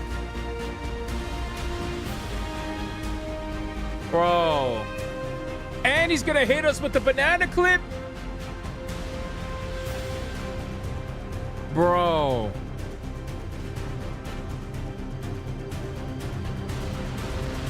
Guys, Aerith is more dead in the waifu battle than she is in the fucking remix. How is that possible? This is crazy. Oh my God, boys. All right, well, it is what it is. It is what it is. Anything can happen, but this is it. The final countdown. The last chance. This is the last semifinalist qualification. The last one. Aerith. I respect it, Great Ape. Great Ape, I respect it. $25 for Aerith, like a fucking boss. I respect it, man. I appreciate that. Shout out to you, brother. Justin with a 5 says, Tally is your left ear, Aerith is your right ear. Whichever is itching the most gets the 5. Stop it. Stop it. Thank you for the 5. Twisted Master with a 2 for hashtag Tally, and then says, who's Aerith? Wow. Wow, that's painful. All right, boys. All right, enough stalling. This is it. It is what it is. Will there be a hero, or is Tally moving on? 5. The last one that shows up on my screen is going to count. 5, 4, 3, 2, 1. Let's go. Let's go.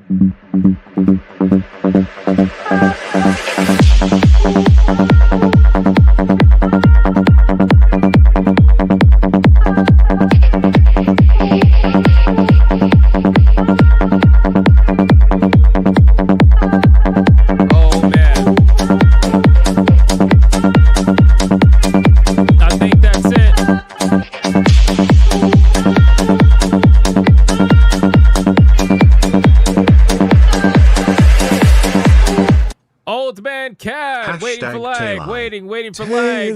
Oh my God. Waiting for lag. Waiting for lag. Waiting for lag. And that is it, ladies and gentlemen. Oh my God. Holy shit. Oh my God. Old Man Cad dropped a disrespectful 49.99 mega banger for Tally. This is egregious. Okay? This is like, I literally cannot believe what I just saw today. I cannot believe what I just saw today. Call the medic, brother. She's dead. She's dead. Seriously, there's no fucking whispers here that are gonna bring her back to life in some multiverse. She's gone. She's gone. Bro. This tournament just took a turn. I actually cannot believe that wow, my brain is fried. I'm no hero, womp womp for Flower Girl. And Adair Soto is rubbing it in. That's crazy. That's crazy. Boys. Wow. I am stunned. Stunned. Tally was wielding the Masamune blade. Not only bro. is Aerith in the forever box, but she's marinating in Money Shot also. Oh, you just had to make it crazy. Okay. Anyway. Speedy Cake, thank you. Guys, I don't really think we need to wait for the numbers for T-Jap. I'm sure he's going to give it to us. But at this point, I think the feltoning is obvious.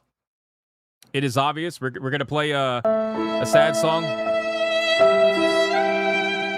All right, well, there you go. Numbers are in. Hold on, numbers are in. So, you got Aerith at $78.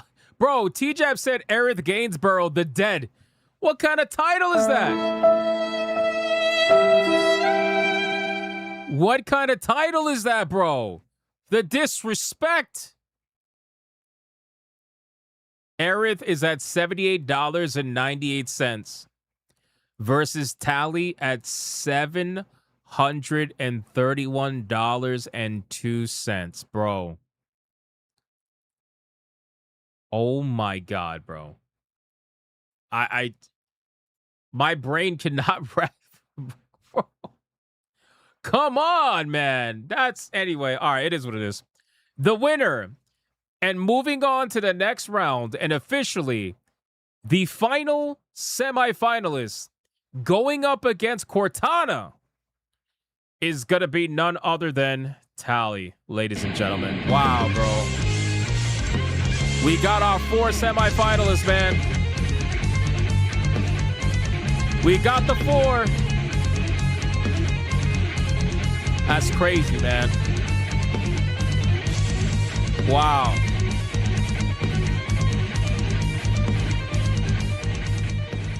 One more time, boys. One more time. And the music makes it worse. It makes it worse.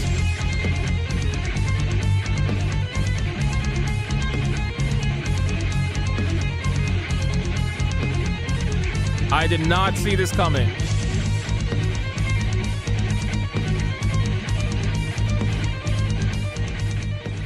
Bro, I really did not see this coming. This has taken quite the turn. You are coping and seething. You just can't accept what you're seeing. Yes, you're coping and seething. The truth it is scalding, and now you are molding and coping so hard. Your next Cordano, what you done tweet never thought. Oh, now we're threatening waifus. Oh shit. We're threatening Adair Sultan, we're threatening waifus now. That's crazy. Guys, listen up, man. Listen up. This is where we're at, all right? Because we still got one more battle happening tomorrow. We still got a battle happening tomorrow. So, boys, this is where we are at. We got the semifinals. Tomorrow is going... It's heating up now, boys. It's heating up. I saw people saying they were saving, for whatever. It's fine. Guys, this is it, boys. Tomorrow is Tifa Lockhart versus Lara Croft. Tomorrow, boys. Sunday is going to be Cortana versus Tally Zora. That's going to be interesting, considering how hard people voted for Cortana and how hard people voted for Tally. I don't know. We'll see how that goes. And then on Monday, next Monday, that's the day, boys. Next Monday is the day where we are going to have the final match between whoever wins on either side. So save your pennies for Monday, boys. That's going to be tough. Save your pennies for Monday. I'll have all the cinematics ready. I'll have the battle cinematics ready, everything, and victory cinematics, all that stuff. I'll make them once I know who's going to be in the final battle. But yeah, that's going to be interesting. GTA 6 will charge $20 extra to play it offline. Bro, they're going to charge $20 extra just for you to look at the game, probably. I wouldn't be surprised. Hey, Nonstop, thank you for the 2, bro. I appreciate that. All right, boys. So that's it. That's it. We are coming down to the wire. We got 3 more battles. Hypnotic, you and Leon continuing tomorrow night. I assume so, unless he's going to leave me for Sonic again. But no, it's fine. I told him it's all good. We should be continuing tomorrow night. Yep. All right, guys, fantastic stream. Thank you so much for hanging out with me. I hope every single one of you had a fantastic time today. I had a lot of fun. I hope you had a lot of fun. We're going to exit out stage right, and we're going to play the banana clip for the Legend Final Twin who completely fucking decimated Aerith with that last $100 Red Boy, and Old Man Cad following it up with the 50 crazy bastards. Hey, and again, respect to all the Aerith voters. I saw you guys trying out there. Great Ape, especially with that $25 last minute banger. I appreciate that. That was legendary. Thank you guys so much. You're legendary. I appreciate it. Hey, Justin, thank you for the 5. Says, I'm glad you took these tournament style from waifus from side scrollers after they stole your versus battles. Is beautiful. Actually, fun fact. So a tournament was discussed for like well over a year. I've been discussing it with people in the community and also in with my mods. We were discussing it. I just didn't know how I wanted to set it up.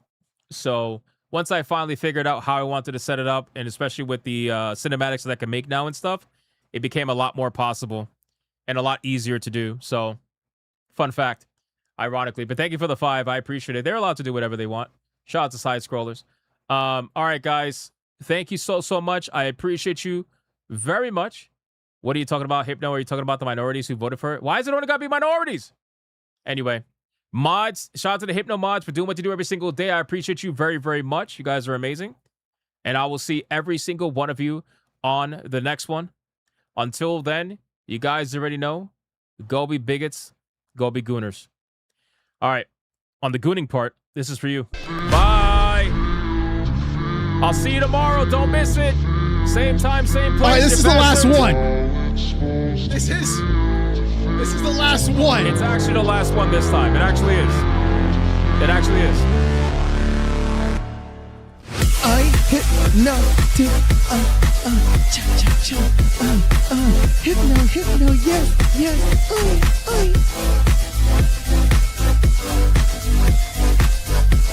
Big Rockstar with man. ban your profile on PC from Oddity.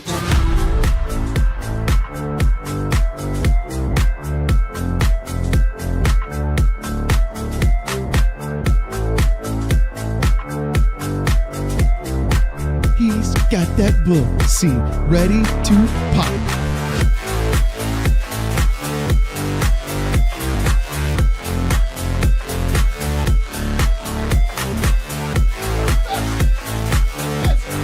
This man said perfection, brother.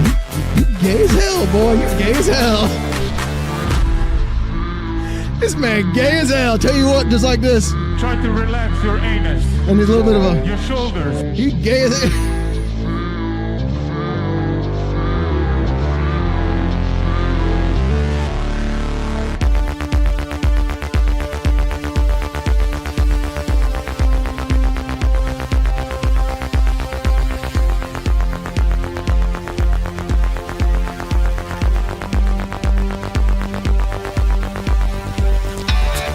I am not gay. I have relationships with women and sex with men. And I got news for you. That means you can't.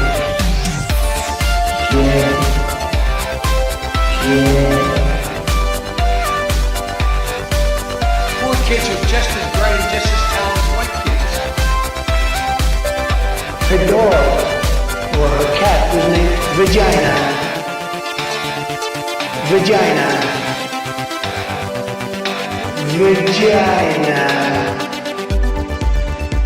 Put a ticket in, make her gay. Suck it, yeah, John. Put a ticket in, make her gay. Suck it, yeah, put a ticket in, make her gay. It means put a chicken in it, sweetie, and make her fucking gay. Fucking pronouns! Fucking pronouns!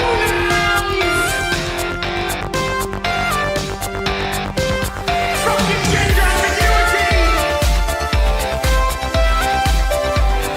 Fucking current day California shit! Cause that's all we fucking know! Cause we're boring! We're so fucking boring!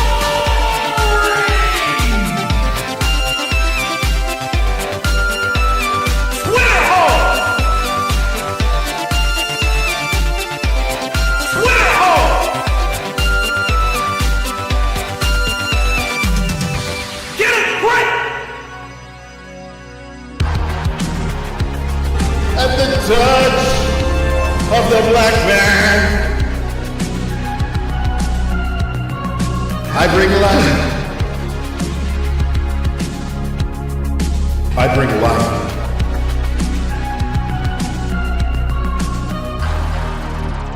I bring life.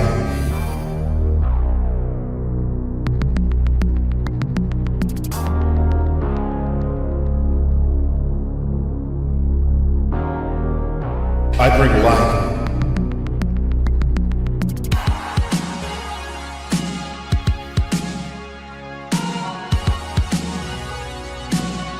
I bring life.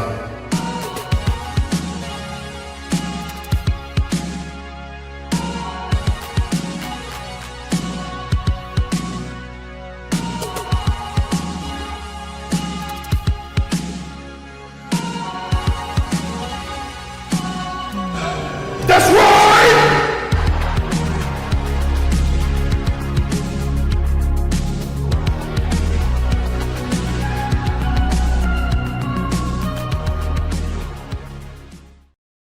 Why the hell are you still here? Go on. Get out of here. Go play some video games.